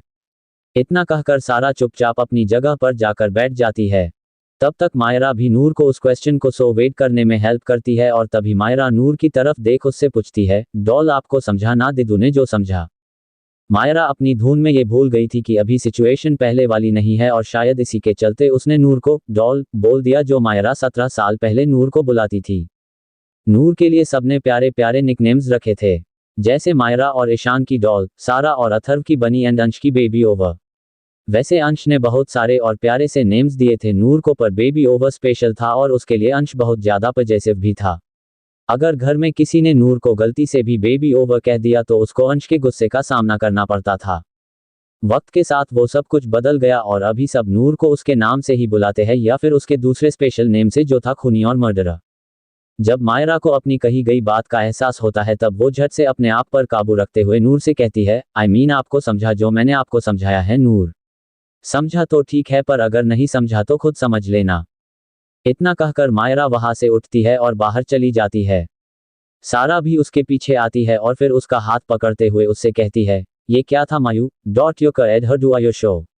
तुमने उसकी हेल्प क्यों की? तभी मायरा बिना किसी इमोशन के सारा से कहती है, जब बात नूर के स्टडी की आती है तभी अंश भाई भी उसे नहीं रोकते तो मैं क्यों रोकूं, और वैसे भी उसको मम्मा का सपना ही पूरा करना है ना, तो करने दो। अभी मुझे लेट हो रहा है, मैं घर जा रही हूँ, do you wants to come with me Sara? तभी सारा मायरा से कहती है, नहीं मुझे कुछ काम है तो तुम जाओ, मैं अपने ड्राइवर को बुला लूंगी। सारा की बात सुनते ही मायरा अपना सिर हिलाती है और वहां से चली जाती है। उसके जाते ही सारा जिस तरफ मायरा गई है उस तरफ देखते हुए कहती है, जिस दिन हमारा प्लान कॉम्प्लीट होगा ना, वो दिन हम दोनों, सारा और बहुत जल्दी पता चलेगा कि सेलिब्रेशन का दिन होगा, जिसका हम दोनों बहुत ही ज्यादा बेसब्री से वेट कर रहे हैं। धन्यवाद। एपिसोड 6 नूर अंश की नौकर है। कॉलेज का टाइम ओवर होने के बाद नूर सीधा उस कैफे में जाती है और फिर से अपना काम करना शुरू कर देती है। उस गंदी बदबू से नूर का सिर चकरा रहा होता है और उसकी हालत भी खराब होने लगती है, पर वो बिना अपने ऊपर ध्यान दिए चुपचाप अपना काम पूरा करती है। जब उसके घर जाने का वक्त होता है तब तक बहुत देर हो चुकी थी, तो नूर को थोड़ा डर लग रहा था। हालांकि मुंबई की सड़कें कभी खाली नहीं होती, पर रात के समय कुछ दरिंदे अपनी शिकार की ताक में वहां बैठे होते हैं। पर आज शायद नूर की किस्मत सच में अच्छी थी कि वो लड़की जिसने नूर को काम दिया था, नूर को उसके अपार्टमेंट तक छोड़ देती है और ऐसे ही ये दिन भी निकल जाता है। अगली सुबह नूर रोज की तरह जल्दी जल्दी से अपना सुबह का सारा काम पूरा करती है और फिर अपने काम के लिए निकल जाती है, पर आज उसे कुछ अजीब सा महसूस होने लगता है कि जैसे कुछ बहुत ही बुरा होने वाला है। नूर उन सब की तरफ बिल्कुल भी ध्यान नहीं देती और कैफे में आए कुछ कपल्स को उनकी ऑर्डर की हुई कॉफी देती है। नूर एक बार अपनी नज़र उठाकर अपनी चारों तरफ देखती है, जहां वो कपल्स कुछ बहुत ही नास्टी चीजें कर रहे होते हैं जो उन्हें उस 17 साल की बच्ची के आगे नहीं करना चाहिए। तभी वो लड़की निशा, नूर को जॉब देने वाली, नूर के पास आती है और उसे एक ट्रे देती है जिसमें एक शराब से भरी बोतल और 2 कांच के खाली ग्लास होते हैं। निशा नूर की तरफ देखते हुए उससे कहती है, जाओ ये ऊपर तीसरे नंबर के रूम में देकर आओ। नूर चुपचाप वो ट्रे लेती है और फिर धीरे धीरे सीढ़ियों से ऊपर जाती है। जब वो उस रूम के पास आती है तभी उस रूम के अंदर से उसे बहुत ही अजीब सी आवाजें आने लगती है। तभी नूर अपने आप से ही कहती है, ये तो किसी गर्ल की चिल्लाने की आवाज है ना। अंदर कोई लड़की तकलीफ में है क्या? हाँ होगी, तभी तो ऐसे चिल्ला रही है ना। नूर, तुम्हें उसकी हेल्प करनी चाहिए ना, कि उनकी मम्मा ने मुझे बताया था कि जो बच्चे सबकी हेल्प करते हैं वो अच्छे होते हैं, और मैं तो मम्मा की अच्छी बच्ची हूं ना, तो मैं हेल्प कर देती हूं। पर कैसे? तभी उसका ध्यान दरवाजे पर पड़ता है जो बिल्कुल थोड़ा सा खुला हुआ था, तो नूर उस दरवाजे को बहुत धीरे से और बिना कोई आवाज करते हुए खोल देती है। उस बच्ची को ये नहीं पता था कि उस दरवाजे के पीछे क्या चल रहा था, और उस दरवाजे को खोलकर नूर अपने लिए कितनी बड़ी मुसीबत मोल ले रही थी। वो तो बहुत मासूम है जो किसी को तकलीफ में नहीं देख सकती थी। जैसे ही नूर वो दरवाजा खोलती है, उसके आगे का सीन देखकर उसकी आंखें फटी की फटी रह जाती है। उसके आगे उस रूम में बेड पर एक लड़का एक लड़की के ऊपर लेटा हुआ था, और उन दोनों की कमर से नीचे तक की बॉडी बेडशीट से कवर थी, पर उनकी ऊपरी बॉडी पूरी तरह से नेकेड थी जो नूर को साफ दिखाई दे रही थी। वो लड़का उस लड़की के साथ इंटीमेट हो रहा था और साथ ही में उस लड़की के एक ब्रेस्ट को सक भी कर रहा था, जिसकी वजह से वो लड़की चीख रही थी। नूर अपनी आंखों के आगे ये सब देखती है तो उसे कुछ समझ नहीं आता, क्योंकि ये फर्स्ट टाइम था जब नूर ने ये सब देखा था। अपने आगे का नज़ारा देखते ही नूर के हाथ पांव कांपने लगते हैं और उसके हाथ में पकड़ी ट्रे नीचे गिर जाती है। आवाज की वजह से वो कपल अपना वक्त वही रोकते हुए दरवाजे की तरफ देखते हैं जहां अभी नूर होती है, पर जैसे ही नूर उन दोनों को और वो दोनों नूर को देखते हैं, वो शॉक्ड हो जाते हैं। वो कपल कोई और नहीं, वो सोनाली और उसका ही क्लासमेट पारस था, जो इस वक्त यहाँ इस कैफे में मजे कर रहे थे। जब वो दोनों नूर को वहां देखते हैं तभी पारस सोनाली से कहता है, अबे ये लड़की यहाँ क्या कर रही है, और अगर तुम्हारे उस बॉयफ्रेंड अंश को इसने हमारे बारे में कुछ बता दिया तो वो मेरे चिथड़े चिथड़े कर देगा। तभी सोनाली नूर की तरफ देखते हुए पारस से कहती है, तुम अपना काम कंटिन्यू करो पारस, और रही बात इस लड़की की, तो ये अंश को कुछ नहीं बताएगी। अगर इसने बता भी दिया तो क्या तुम्हें सच में लगता है वो इसकी बात पर यकीन कर लेगा? बिल्कुल भी नहीं, बट आज मैं इस लड़की को हमारे मोमेंट्स खराब करने के लिए अच्छी सजा दिलवाऊंगी, वो भी उस अंश से ही। अभी तुम शुरू हो जाओ, इसका बाद में देखेंगे। पारस सोनाली की बात मानकर फिर से उसके साथ इंटीमेट होने लगता है, तो वही नूर को ये सब बहुत गंदा लगता है। नूर झट से वो दरवाजा बंद कर देती है और हड़बड़ी में उसके पैर में कांच लग जाता है, जो उस बोतल और ग्लास के टूटने की वजह से जमीन पर बिखरा हुआ था। नूर बिना अपने पैर की चोट पर ध्यान दिए नीचे आती है और अपने काम में लग जाती है। आधे घंटे बाद वो दोनों सोनाली और पारस नीचे आते हैं और उस कैफे के मैनेजर से नूर की कंप्लेंट करते हैं, जिसकी वजह से वो नूर को जॉब से निकाल देता है और उसे अपने एक दिन के काम का एक पैसा भी नहीं देता। बेचारी बच्ची की वो जॉब भी चली जाती है, तो वही सोनाली नूर की तरफ देख उसे अपनी शैतानी स्माइल देते हुए उससे कहती है, अब देखना कैसे मैं तुम्हारी जिंदगी नर्क बना देती हूँ। चलो पारस। वो दोनों वहां से चले जाते हैं और नूर भी उस कैफे से बाहर आ जाती है। पर अभी उसके पास 1 घंटा बचा था कॉलेज जाने के लिए, तो वो थोड़ी दूरी पर मौजूद एक मंदिर में जाती है, जो असल में एक गणेश जी का मंदिर था। उस मंदिर में जाते ही नूर गणेश जी की मूर्ति के आगे अपने हाथ जोड़कर खड़ी हो जाती है और उनसे कहती है, गनू बाप्पा आपने तो ये बहुत गलत किया ना, फिर से मेरी जॉब ले ली, अभी नूर पैसे कैसे कमाएगी? मुझे तो बहुत भूखी लगी है, अब आप ही मेरे को खाना दो प्लीज। इतना कहकर नूर मंदिर के एक साइड में बैठ जाती है और अपनी प्यारी प्यारी और नीली आंखों से इधर उधर देखने लगती है।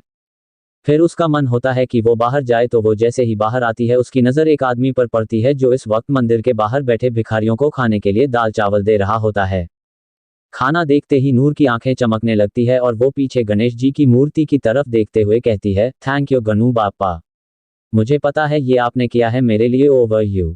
इतना कहकर नूर उस आदमी के पास जाती है और जब वो नूर की तरफ देखता है तभी नूर उससे कहती है, क्या आप मुझे भी खाने के लिए थोड़ा दाल चावल दे सकते हो अंकल। इस पर वो आदमी नूर से कहता है, हाँ क्यों नहीं बेटा, तुम भी यही बैठ जाओ, मैं तुम्हें भी दे देता हूँ। उसकी बात सुनते ही नूर एक भिखारी के बाजू में बैठ जाती है और वो आदमी नूर को भी एक पेपर प्लेट में दाल चावल देता है। इतने दिनों बाद ऐसा खाना देखकर नूर उसे जल्दी जल्दी खाने लगती है जैसे कोई उसका खाना लेकर भाग जाएगा।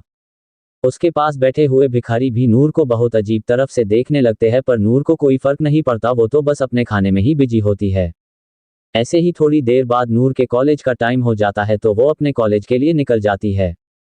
पूरे 40-45 मिनट पैदल चलकर वो कॉलेज पहुंची और तभी उसने देखा कि ठीक उसी समय अंश की रोल्स रॉयस गेट से अंदर आती है और फिर उसमें से अंश बाहर आता है और उसके साथ वो छिपकली सोनाली भी होती है। तभी वहां ईशांत, मायरा और अथर्व सारा भी आते हैं। उन सबको देखकर नूर ना ही डरती है और ना ही खुश होती है। उसके एक्सप्रेशन तो ऐसे होते हैं जैसे उन लोगों के होने ना होने से नूर को कोई फर्क ही नहीं पड़ता। जब सोनाली की नज़र नूर पर पड़ती है तभी उसके दिमाग में सुबह की बात आती है और कुछ बहुत ही घटिया सा पीएन भी आता है क्योंकि सोनाली अगर सबसे ज़्यादा नफरत किसी से करती थी तो वो नूर ही थी और इसकी सबसे बड़ी वजह था अंश। भले ही अंश खुद नूर को सजा देता था पर अंश के दिमाग में और शायद उसके दिल में अभी भी नूर ही थी जिसकी वजह से सोनाली सिर्फ उसकी नेमसेक गर्लफ्रेंड थी पर अंश ने कभी भी सोनाली को वो हक नहीं दिया था। अंश ने सोनाली को कभी वैसे इरादे से नहीं छुआ, यहाँ तक कि उसने कभी सोनाली को किस तक नहीं की, ना ही फॉरहेड किस और ना ही एपिसोड एक्स किस, और शायद इसीलिए सोनाली दूसरे लड़कों के साथ बाहर अपना मुंह मारती थी। नूर बहुत ज्यादा खूबसूरत थी और उसकी बराबरी खुद मायरा तक नहीं कर सकती थी।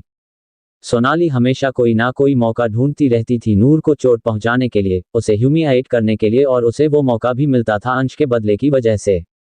आज भी शायद सोनाली को कुछ ऐसा ही करना था तो उसने वहां उस भीड़ में मौजूद कुछ लड़कों की तरफ देख उन्हें कुछ इशारा किया और सोनाली का इशारा मिलते ही उन लड़कों के चेहरे पर एक गंदी सी स्माइल आ गई। तभी वो दो लड़के थे नूर की तरफ बढ़े और फिर उससे जानबूझकर टकराए जिसकी वजह से नूर वही जमीन पर अपने घुटनों के बल गिर गई और शायद नीचे गिरने की वजह से उसके घुटनों में चोट भी लगी हो पर हमेशा की तरह आज भी नूर को उससे कोई फर्क नहीं पड़ा। तभी उन दोनों लड़कों में से पहला लड़का नूर से कहता है, अरे गिर गई, आओ मैं तुम्हारी मदद कर दूं। इतना कहकर वो अपने दोस्त के साथ मिलकर हंसने लगता है। इनफैक्ट अभी वहां मौजूद सभी स्टूडेंट्स नूर पर हंसते हैं और उनको यूं खुद पर हंसता देख नूर भी खुद हंसती है। तभी नूर बहुत मुश्किल से उठती है और चुपचाप वहां खड़ी रहती है। इस पर सोनाली अंश और उन पांचों की तरफ देख उनसे कहती है, चलो ना गाइज हम कैंटीन चलते हैं वॉट से। तभी मायरा सोनाली की बात से सहमत होते हुए उनसे कहती है, हाँ चलो, आज मैंने भी ब्रेकफास्ट नहीं किया घर में तो मैं कैंटीन से ही कुछ खा लूंगी। इस पर सोनाली नूर की तरफ देख अपनी नफरत भरी आवाज में उससे कहती है, सुनो तुम भी चलो हमारे साथ, हमारा ऑर्डर लेके आना, वैसे भी तुम तो हो ही अंश की नौकर। सोनाली की बात सुनकर अंश अपने एक हाथ की मुट्ठी कस लेता है पर कुछ भी नहीं बोलता और उनके साथ कैंटीन की तरफ चला जाता है। नूर भी किसी ओस पपी की तरह उनके पीछे कैंटीन में जाती है और फिर वो लोग जो उसे लाने के लिए बोलते हैं नूर वो सब कुछ लेने के लिए कैंटीन के काउंटर पर जाती है। उन लोगों ने जानबूझकर बहुत सारी चीजें ऑर्डर की हुई थी जो एक बार में ला पाना मुश्किल था और नूर जैसी बच्ची के लिए तो ये इम्पॉसिबल था। पर नूर जैसे तैसे करके वो सब कुछ लेकर आ ही रही होती है कि तभी सोनाली की एक फ्रेंड नूर के रास्ते में अपना पैर रख देती है। उस बड़ी सी ट्रे की वजह से नूर नीचे देख नहीं पाती और फिर उस लड़की के पैर में अटक कर नीचे गिर जाती है और सारी चीजें भी जमीन पर होती है। नूर को ऐसे देख सोनाली उस लड़की को अपने हाथ से इशारा करती है और फिर अपनी जगह से उठते हुए नूर की तरफ आती है।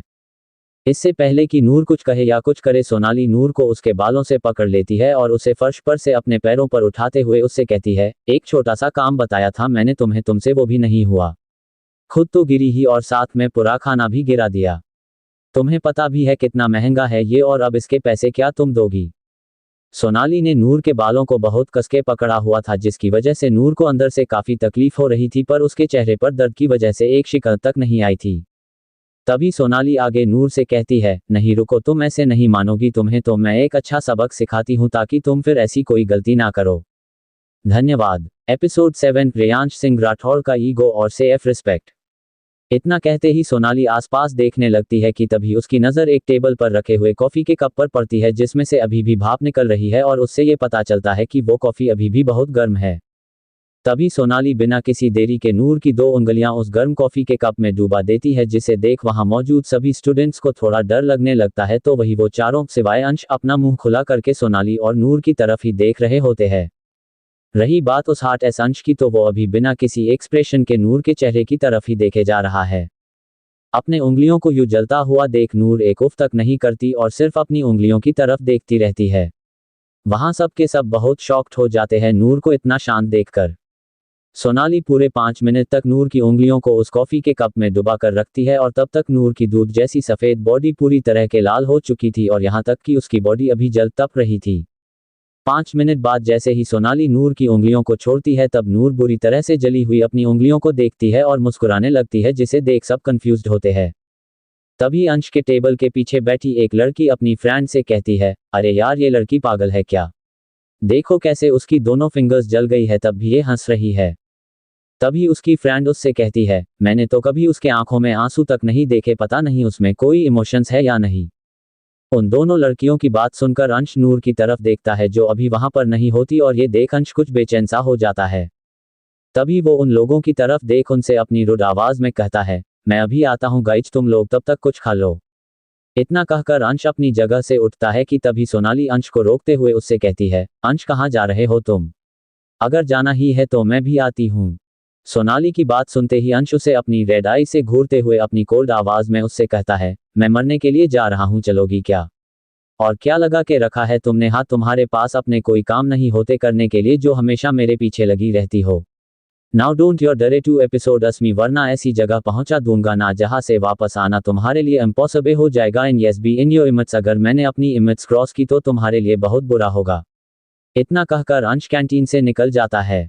इधर नूर अपने क्लासरूम में आती है और फिर पीछे की बेंच पर जो उसकी जगह थी वहां बैठ जाती है और अपना सिर बेंच पर रखकर अपनी आंखें बंद करती है। असल में कमजोरी की वजह से नूर को चक्कर आने लगते हैं और शायद इसीलिए वो कैंटीन से अपने क्लासरूम में आई थी। अंश जब उसे ढूंढते हुए उसकी क्लासरूम की तरफ आता है, तभी उसे नूर बेंच पर सिर रखकर सोई हुई दिखती है। नूर को ऐसे देखकर अंश को गुस्सा आता है और वो अपने आप से ही कहता है, सच में इस लड़की को अपने सिवाय किसी की पड़ी ही नहीं है, यहाँ देखो कैसे आराम से सो रही है। तभी उसकी नज़र वहां पर पड़ी हुई एक बोतल पर जाती है जो पानी से भरी हुई थी।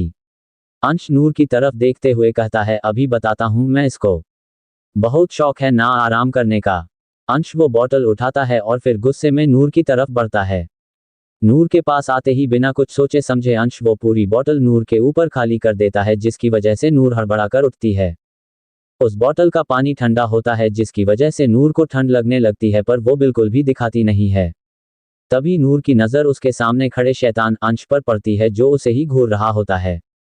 तभी अंश अपनी भयानक आवाज में नूर से कहता है, ये कॉलेज है, आपका घर नहीं जो आप कहीं भी और कभी भी सो जाओगे।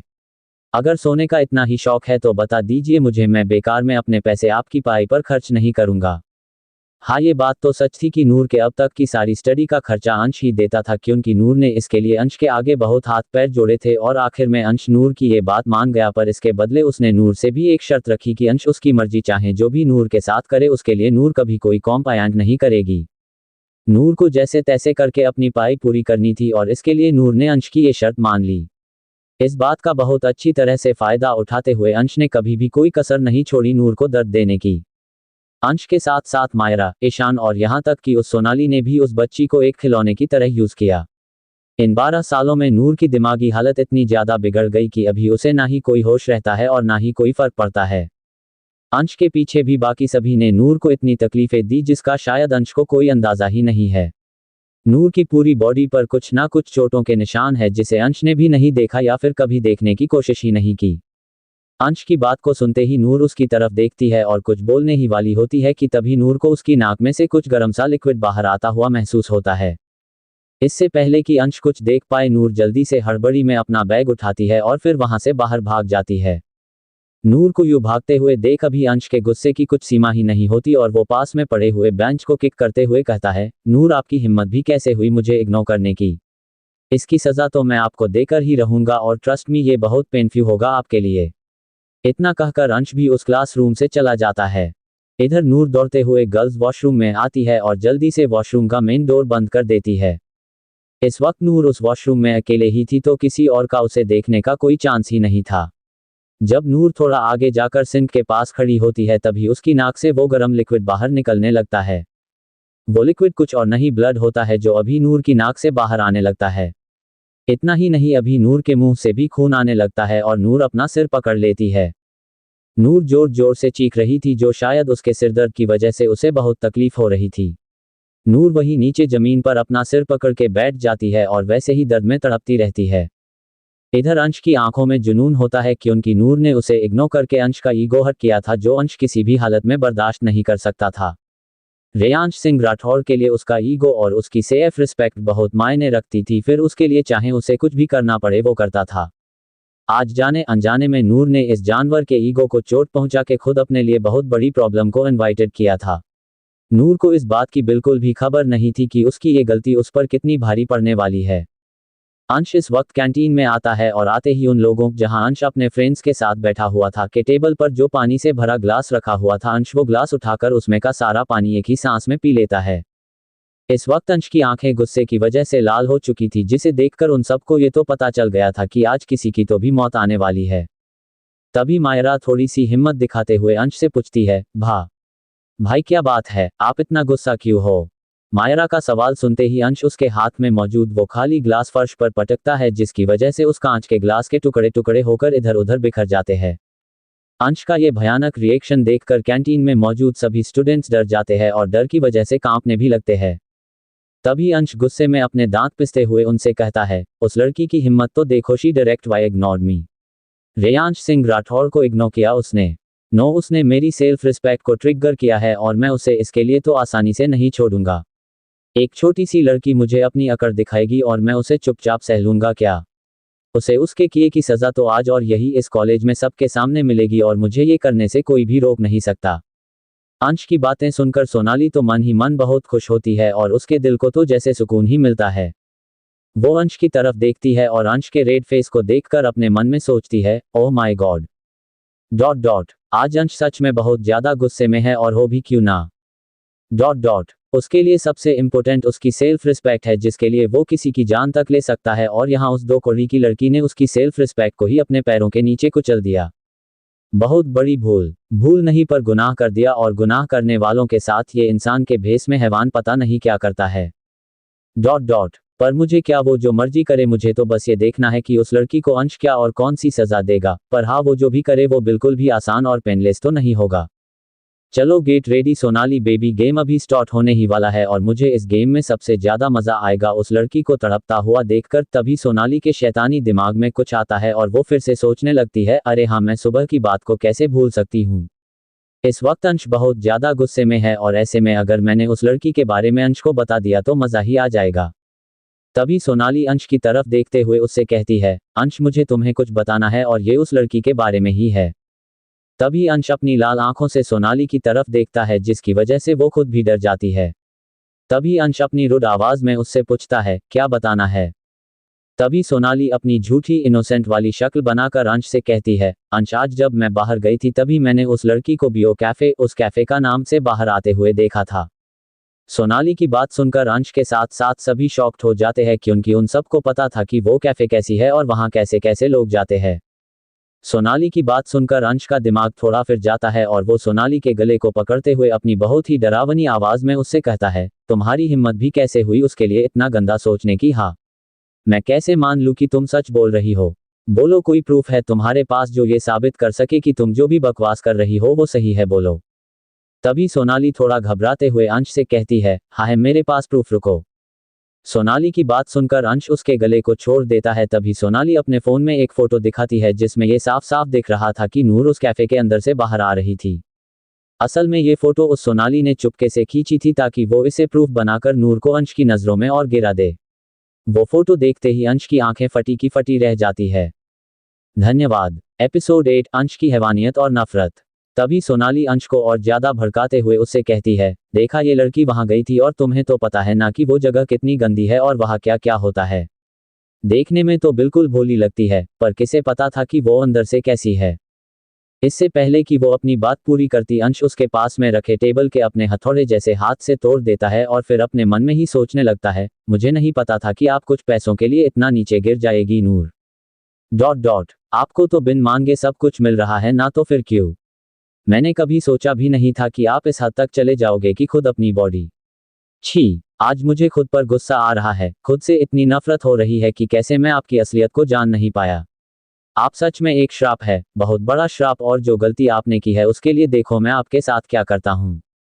अंश की आंखों में इतनी नफरत देख सोनाली अपने मन में सोचती है, वाह क्या आग लगाई है मैंने, और अब इस आग में बेचारी वो नूर जलकर खाक होगी। मुझे मजा तो बहुत आने वाली है। कैंटीन में इस वक्त सब अंश के डर की वजह से कांप रहे होते हैं और अंश खुद जो अभी ज्वालामुखी बना हुआ था वो भी अपने गुस्से में कांप रहा था। इधर गर्ल्स वॉशरूम में नूर अभी तक अपना सिर पकड़ कर बैठी हुई थी और उसे तो इस बात की जरा सी भनक भी नहीं थी कि उसके बाहर जाते ही उसके साथ क्या होने वाला है। ऐसे ही कुछ 10-15 मिनट बीत जाते हैं और नूर भी अभी थोड़ा शांत हो जाती है।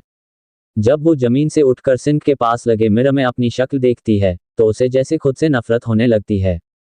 इस वक्त नूर का दूध सा सफेद चेहरा पूरी तरह से पिला पड़ चुका था और उसके नाक और मुंह से खून निकलने की वजह से वहां ड्राई ब्लड अभी भी मौजूद था। मायरा के थप्पड़ की वजह से जो चोट नूर के सिर पर लगी थी वो अभी भी वैसे ही थी, ना तो नूर ने उस पर कोई दवा लगाई थी और ना ही उस चोट को बैंडेज से कवर किया था, वो वैसी खुली ही थी जो बहुत ज्यादा खतरनाक है। नूर अपनी शक्ल उस मिरर में देखते हुए खुद से कहती है, यू आर मर्डरर नूर। तूने अपनी मम्मा को मारा है। तू सबसे बुरी है नूर, और जो सजा अंश सर और बाकी सब तुझे देते हैं वो बिल्कुल सही है एक खूनी के लिए। अपनी मम्मा की खूनी हो तुम, खूनी हो। ये कहते हुए नूर खुद अपने हाथ से अपने दोनों गालों पर एक जोरदार थप्पड़ लगाती है जिसकी वजह से उसके दोनों सॉफ्ट और सेंसिटिव गालों पर उसकी उंगलियों के निशान पड़ जाते हैं। खुद को अपनी मां की मौत के लिए कोसने के बाद वो पानी से अपना चेहरा वॉश करती है और फिर अपने गीले चेहरे को अपने फटे हुए छोटे से रुमाल से पोंछते हुए बाहर आती है। नूर के वॉशरूम से बाहर आते ही कोई पीछे से उसके बालों को पकड़ लेता है और जब नूर पीछे देखती है तभी उसे पीछे अंश दिखता है जिसकी आंखों में अभी नूर अपनी मौत को साफ साफ देख पा रही थी।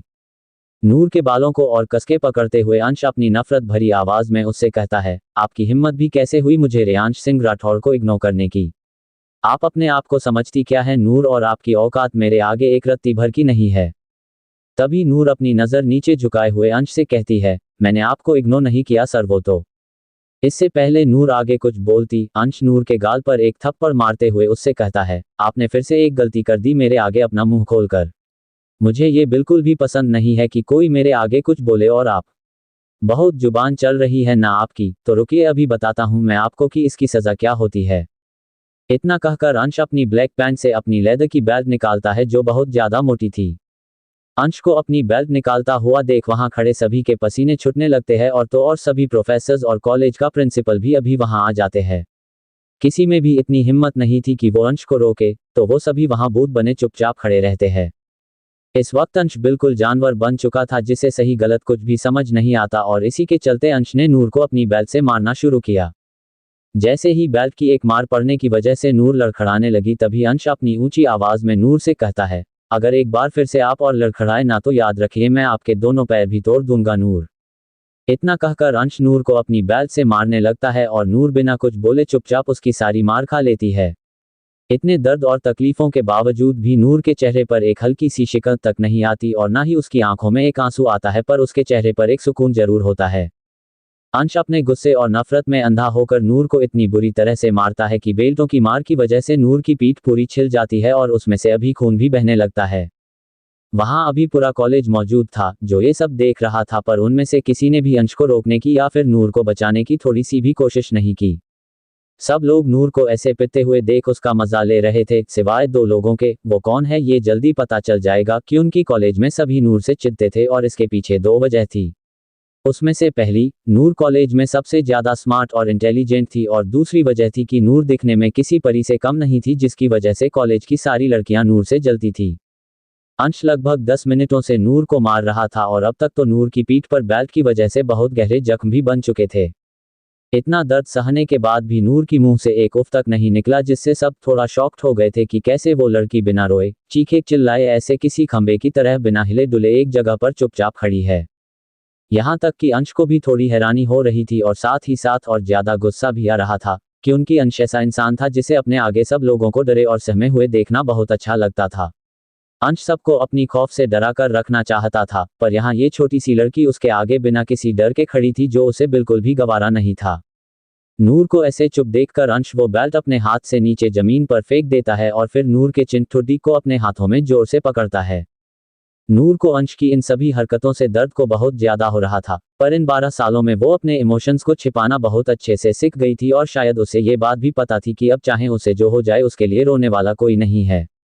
तभी अंश नूर की चिन को प्रेस करता है और गुस्से में अपने दांत पिसते हुए नूर से कहता है, मैं आपको इतनी तकलीफ दे रहा हूं बट आप पर तो इसका एक भी असर नहीं हो रहा है। ... नूर आप इंसान है या जानवर? शायद जानवर ही होगे, पर उनमें भी तो इंसानियत होती है ना, और उन्हें भी रिश्ते नाते समझते हैं, पर आप तो उनसे भी गए गुजरे हो। आपको पता है, मुझे ना आपकी आंखों में वही दर्द और तकलीफ देखनी है जो हम अंश, ईशान और मायरा लोगों ने महसूस की जब आपने हमसे हमारे उस इंसान को छीना जिससे हम सबसे ज्यादा प्यार करते थे। मुझे ना आपको रोते तड़पते हुए देखना है, पर आपको देखकर लगता है कि आपको तो यहाँ कोई दर्द भी महसूस नहीं हो रहा। चलिए कोई बात नहीं, अगर अभी दर्द नहीं हुआ है तो अब जो मैं आपके साथ करने वाला हूं ना उसके बाद जरूर होगा। एक बात जो मैं भूल गया था। हाँ तो मुझे बताइए कि आपको पैसों की इतनी क्या भूख है जो आप उस गंदे से कैफे में चली गई। अंश के मुंह से वो कैफे वाली बात सुनकर नूर की आंखें बड़ी हो जाती है और वो सोनाली की तरफ देखती है जो अभी उसे अपनी शैतानी स्माइल दे रही थी। तभी अंश की आवाज फिर से उसके कानों में पड़ती है जो अंश उस पर चीखते हुए उससे पूछता है, मैं कुछ पूछ रहा हूं ना आपसे नूर, जवाब दीजिए मुझे वरना यही जिंदा गाड़ दूंगा मैं आपको, याद रखिए। अंश की बात सुनकर नूर अंदर तक सिहर गई थी। तभी नूर अपने मन में सोचती है, अरे वाह, आज अंश सर तो बहुत गुस्से में है, लगता है सोनाली मैडम ने उन्हें बताया है। चलो कोई बात नहीं, ये तो अच्छा है मेरे लिए, क्योंकि नूर को बहुत दर्द होता है और खाने के लिए भी इतनी मेहनत करनी पड़ती है, पर फिर भी थोड़ा सा खाना भी कोई नहीं देता नूर को। अभी मुझे मेहनत भी नहीं करनी पड़ेगी क्योंकि अंश सर नूर को मार देंगे ये, पर मैं मेरे टिफी को बहुत मिस करूंगी। नूर अपने ही ख्यालों में खोई हुई होती है कि तभी अंश नूर को घूरते हुए उससे कहता है, अपने ख्यालों से बाहर आइए और जवाब दीजिए नूर। तभी नूर के चेहरे पर एक सुकून भरी मुस्कान आती है और वो अंश की तरफ देख उससे कहती है, हाँ मैंने वो पैसों के लिए ही किया था क्योंकि नूर को पैसे चाहिए थे। नूर कहने को तो सच कह रही थी, पर वहां मौजूद सभी लोग नूर की बात का गलत मतलब निकालते हैं और नूर की तरफ अपनी घिन भरी नजरों से देखने लगते हैं। अंश जो पहले से ही अपने शैतानी रूप में था और ज्वालामुखी की तरह उबल रहा था। नूर की बात सुनते ही अंश का गुस्सा पूरी तरह से नूर पर फटता है और अंश नूर को फिर से एक जोरदार थप्पड़ लगाता है जिसकी वजह से नूर जमीन पर गिर जाती है और उसके होठों के किनारे से खून बहने लगता है। तभी अंश नूर के बाल पकड़ते हुए उससे कहता है, पैसों के लिए आप इतना गिर गए कि उस गंदी जगह पर चले गए अपने बॉडी का सौदा करने के लिए। ये हक आपको दिया किसने? हाँ, और इतनी छोटी सी एज में ही बहुत आग लगी है ना आप में, तो चलिए आज मैं आपके अंदर की सारी आग को ही बुझा देता हूँ। एक बात और, आपने मुझे इग्नोर करके मेरी सेल्फ रिस्पेक्ट को चोट पहुंचाई ना, तो अभी आप देखिए कि कैसे मैं आपसे आपकी बची हुई रिस्पेक्ट भी छीन लेता हूँ। इतना कहकर अंश नूर के बालों को छोड़ता है और उसकी कलाई को पकड़ता है। अंश की टाइट पकड़ की वजह से नूर की नाजुक सी कलाई रेड हो जाती है और तभी अंश नूर को अपने साथ घसीटते हुए बाहर की तरफ आता है। तभी मायरा पीछे से अंश से पूछती है, भाई आप कहाँ लेकर जा रहे हो इसे और कब क्या करने वाले हो इसके साथ?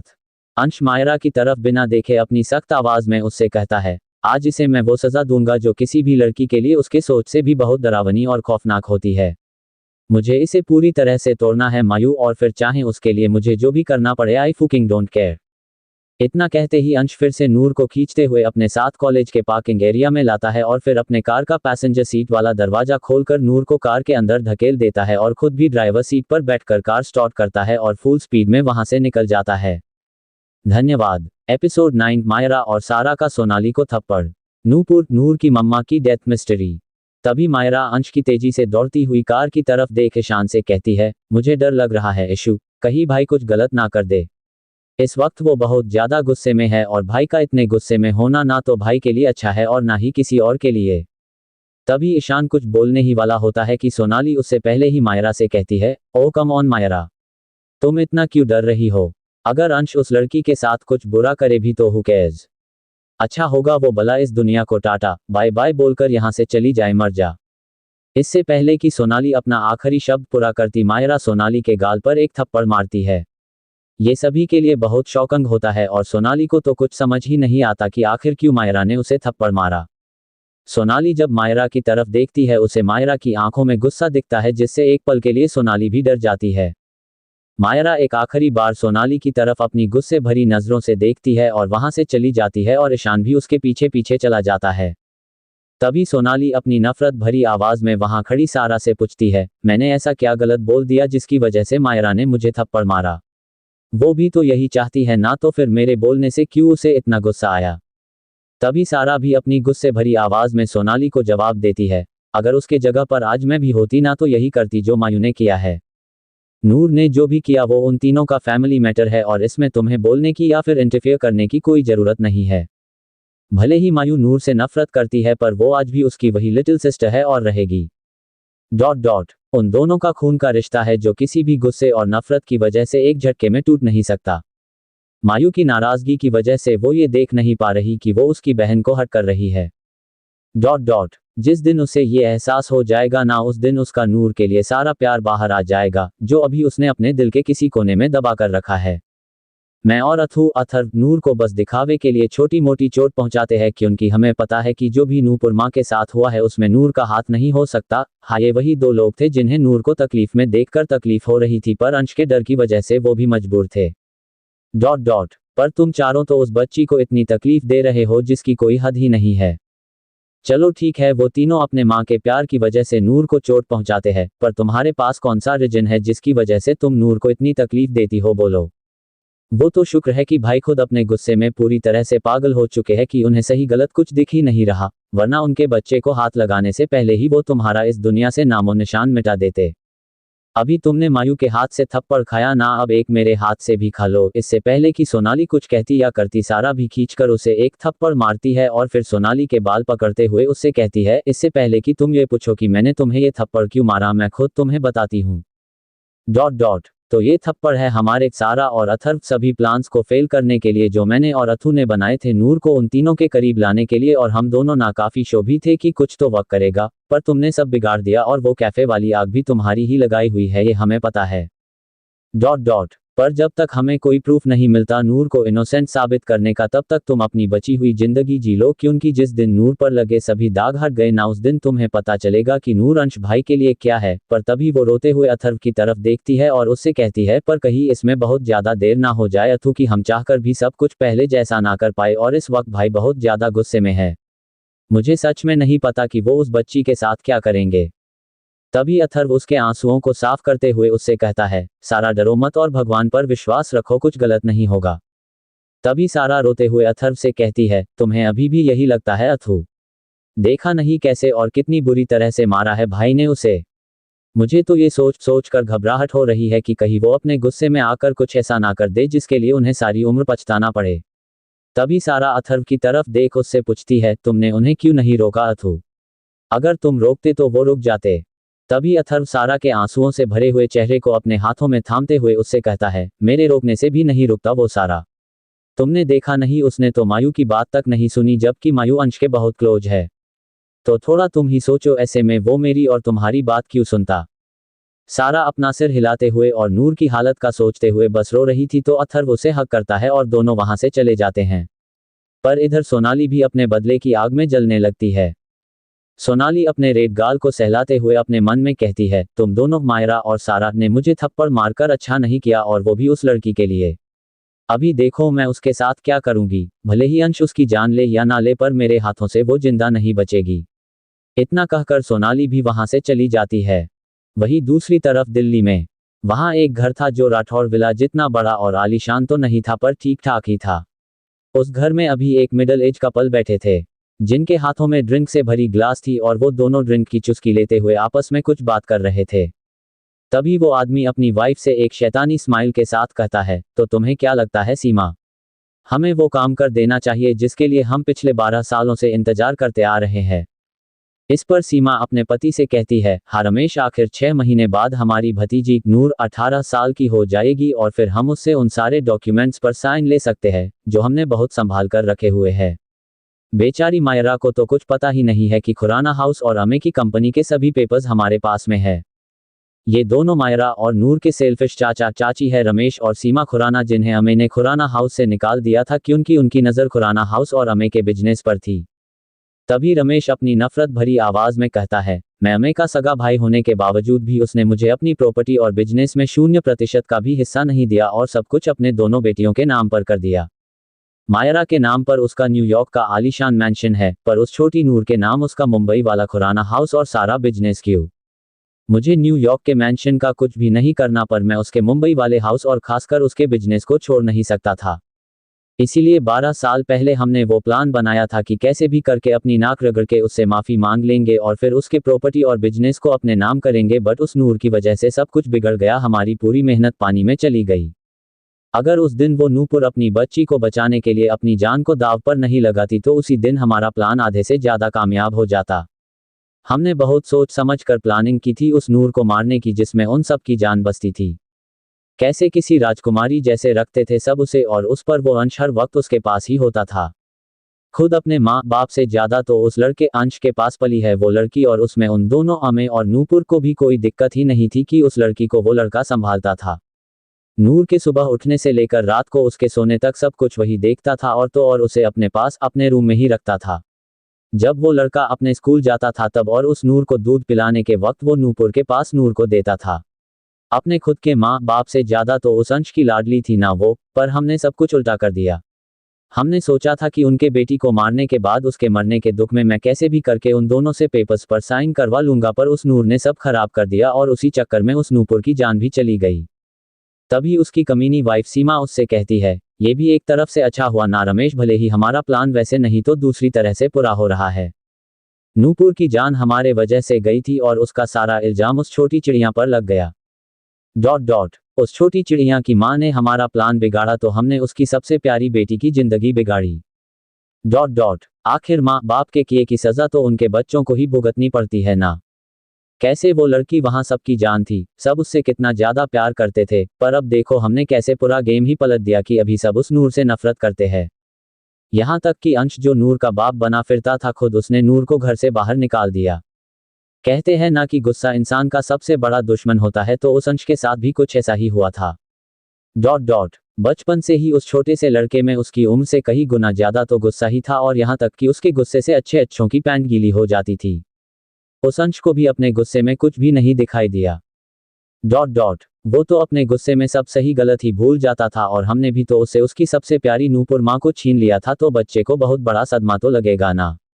मुझे आज भी याद है कैसे पागलों जैसे कर रहा था वो नूपुर को मरा हुआ देखकर, और उसके इसी पागलपन की आग में हमने नफरत नाम का घी डाल दिया और लगा दिया नूपुर की मौत का सारा इल्जाम उस 5 साल की बच्ची पर, जिसे तो कुछ पता ही नहीं था कि आखिर उसके साथ हो क्या रहा है और हम कैसे उसे अपने खेल का मोहरा बना रहे हैं।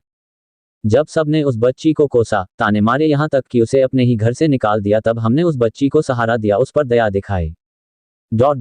नाना दया दिखाने का नाटक किया और इसके बदले में उसे एक ऐसी जिंदगी दी जो एक कुत्ते की जिंदगी से भी बदतर होती है। पर इन सब में हमें ये बात नहीं भूलनी चाहिए कि आज भी वो अंश हमारे लिए सबसे बड़ा खतरा बन सकता है।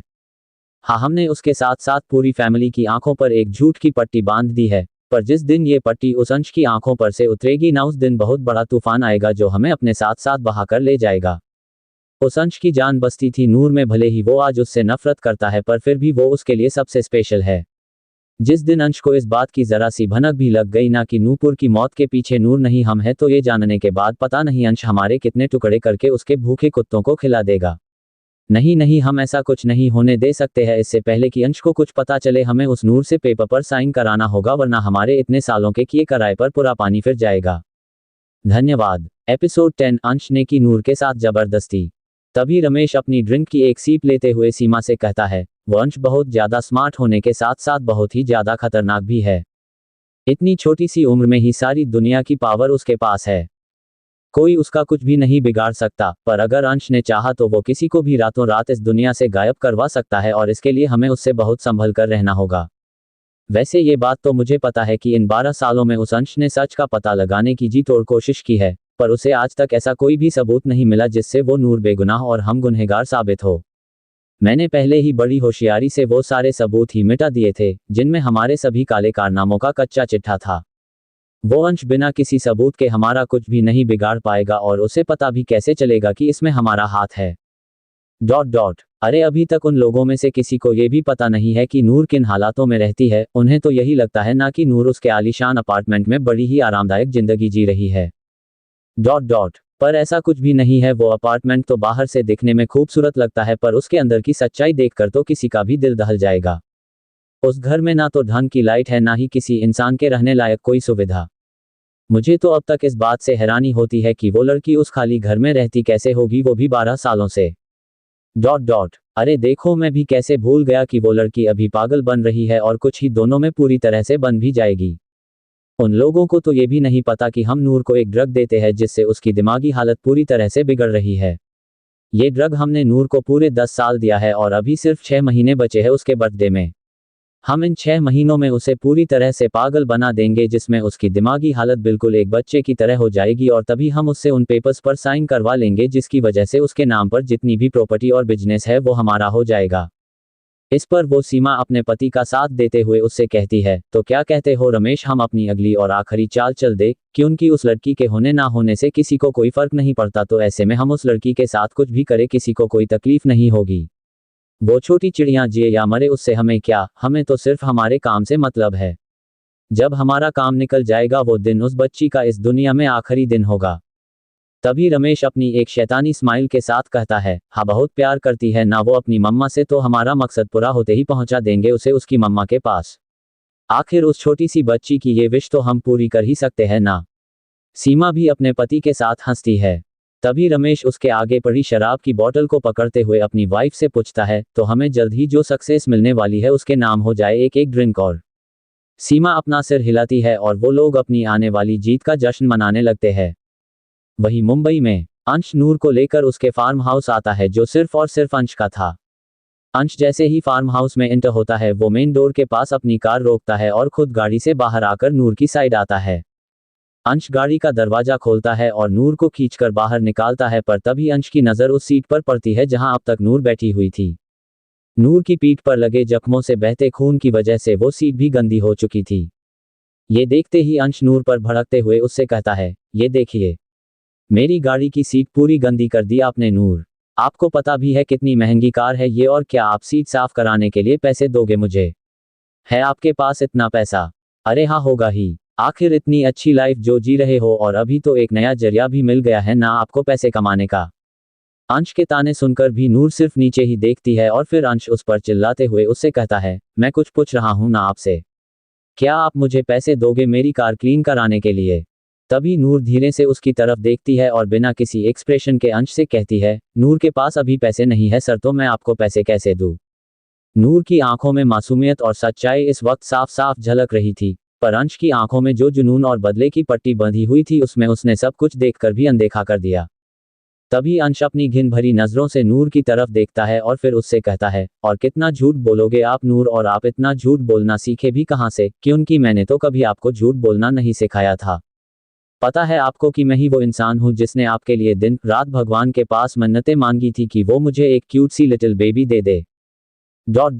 पर मुझे क्या पता था कि ये मेरी सबसे बड़ी गलती साबित होने वाली है, वरना आपकी कसम नूर मैं कभी आपके लिए इतनी प्रे नहीं करता।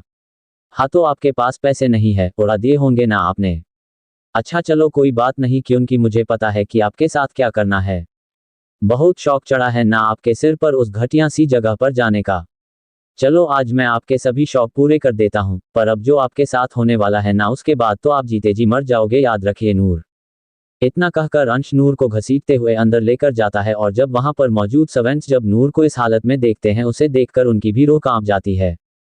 तभी अंश अपनी गुस्से भरी नजरों से उन सब की तरफ देख उनसे कहता है, खबरदार अगर किसी ने भी मेरे यहाँ होने की बात घर में किसी को बताई तो उसका हाल मैं इससे नूर भी बुरा करूंगा, याद रखना। अंश की बात सुनते ही सब मजबूरी में अपना सिर हिलाते हैं और अंश नूर को अपने बेडरूम में लेकर आता है और फिर उसे बहुत जोर से बेड पर धकेल देता है। बेड पर जोर से गिरने की वजह से नूर का सिर हेडरेस्ट से टकराता है और इसकी वजह से उसे कुछ अंदरूनी चोट भी लगती है जिसका पता अंश को नहीं चलता। अपने सिर पर बहुत जोर से लगने की वजह से नूर को बहुत दर्द होता है और उस दर्द को सहने के लिए वो अपनी आंखें बंद कर लेती है। जो ड्रग रमेश और सीमा ने नूर को दिया था उसकी वजह से नूर का दिमाग पहले से ही काफी कमजोर हो चुका था। उस पर नूर को बार बार सिर पर चोट लग जाती थी जिसे नूर वैसे ही छोड़ती थी। किसी को भी इस बात की जरा सी भी खबर नहीं थी कि नूर के दिमाग पर इसका कितना बुरा असर पड़ रहा था, जो उसकी ब्रेन के साथ साथ उसकी जान के लिए भी बेहद नुकसानदायक साबित हो सकता था। जब अंश नूर की तरफ देखता है उसे नूर बेड पर चुपचाप लेटे हुए दिखती है तो वो नूर के पास आता है और अपनी शैतानी आवाज में उससे कहता है, मुझे इग्नोर किया था ना आपने, अभी देखो मैं आपके साथ क्या करता हूँ। ना ही आपको खुद अपने नजरों में गिरा दिया तो मेरा नाम भी रेयांश सिंह राठौर नहीं। इतना कहकर अंश नूर की तरफ बढ़ता है और एक ही झटके में वो नूर की बॉडी से उसके सारे कपड़े उतार कर फेंक देता है। नूर की पूरी बॉडी अभी अंश की आंखों के आगे थी और वो उस पर लगे अनगिनत घाव देख सकता था, पर कहते हैं ना कि जब इंसान का गुस्सा और नफरत उस पर हावी होने लगती है तब इंसान अपना आपा खो देता है और पूरा शैतान बन जाता है। तो यहाँ भी कुछ वैसे ही हुआ था। इस वक्त अंश के सिर पर बदले का भूत सवार था, जिसमें उसे ये पता नहीं चल रहा था कि उसके आगे कौन है और जिसे अभी वो चोट पहुंचा रहा है वो उसका कोई दुश्मन नहीं पर उसकी जान है जो पहले से ही इतनी बुरी तरह से टूट चुकी है। अंश ने बिना किसी देरी के अपनी कपड़े भी उतार दिए और खुद नूर की छोटी सी बॉडी के ऊपर आ गया था। तभी अंश नूर के गालों पर मौजूद उंगलियों के निशानों को छूते हुए उससे कहता है, बिल्कुल भी दर्द नहीं होता ना आपको, तो अभी देखिए कि मैं आपको कैसे और कितना दर्द देता हूँ। इतना कहकर अंश बिना कुछ सोचे समझे नूर की बॉडी में खुद को इंटर कर देता है और उस वजह से नूर को इतना ज्यादा दर्द होता है कि वो बच्ची उसे चाहकर भी बर्दाश्त नहीं कर पाती और उसके मुंह से अपने आप ही एक बेहद ही दर्दनाक चीख निकलती है। उस चीख के साथ साथ नूर की आंखों से पहली बार आंसू भी निकलने लगते हैं, जिसे देखकर अंश के चेहरे पर एक गंदी सी स्माइल आती है और फिर वो अपने सख्त होंठों को नूर के सॉफ्ट होंठों पर रखकर उसे बहुत ही ज्यादा रफ तरीके से किस करने लगता है। अंश बिना कोई सॉफ्टनेस दिखाए नूर पर बहुत ज्यादा हार्ड होता है और उसके चलते अंश अपनी हैवानियत की सीमा को भी पार कर देता है और पूरे 6 घंटे तक नूर को अपनी हैवानियत का शिकार बनाता है। अंश नूर के साथ किसी की यहाँ तक कि खुद अंश की सोच से भी कहीं ज्यादा वाइल्ड और रफ था, जिसका असर नूर की नाजुक सी और कमजोर बॉडी पर बहुत बुरी तरह से पड़ चुका था। दर्द के मारे वो बच्ची मर रही थी पर उस जानवर को तो उस पर बिल्कुल भी तरस नहीं आया और वो बस अपने बदले की आग में जलकर अपने गुस्से और नफरत का कहर उस पर बरसा रहा था। 6 घंटों तक लगातार उस बच्ची को तड़पाने के बाद अंश खुद थक कर सो जाता है और नूर उस बेड पर एक बेजान लाश की तरह पड़ी रहती है। नूर को देखने के बाद तो ऐसा लग रहा था कि उसमें अब तक जो भी बची कुची जान थी वो भी आज निकल गई। अब वो पूरी तरह से और सही मायने में एक जिंदा लाश बन चुकी थी। उसके आंसू भी अब तक सूख चुके थे और उसका चेहरा पहले की तरह बिल्कुल एक्सप्रेशनलेस था, जिस पर अभी किसी भी तरह के कोई इमोशंस नजर नहीं आ रहे थे। पता नहीं क्यों पर उसकी पूरी बॉडी अभी धीरे धीरे करके नीली पड़ रही थी और नूर को कुछ होश नहीं था, तो वही अंश नूर की तरफ पीट करके सोया हुआ था। तभी नूर अपनी हिम्मत जुटाकर बेड पर से उठती है। जब वो अपने पैर नीचे रखती है तब उसे उसके पेट में और उसके निचले बॉडी पार्ट में बहुत तकलीफ होने लगती है, पर नूर उसे बिल्कुल अनदेखा कर देती है और फिर अपने खून से भरे हुए कपड़ों को वापस से पहनती है। जब नूर की नज़र उस जगह पर पड़ती है जहां नूर सोई हुई थी, वहां पर अभी पूरे खून के दाग लगे हुए थे जो नूर की पीठ से निकल रहा था।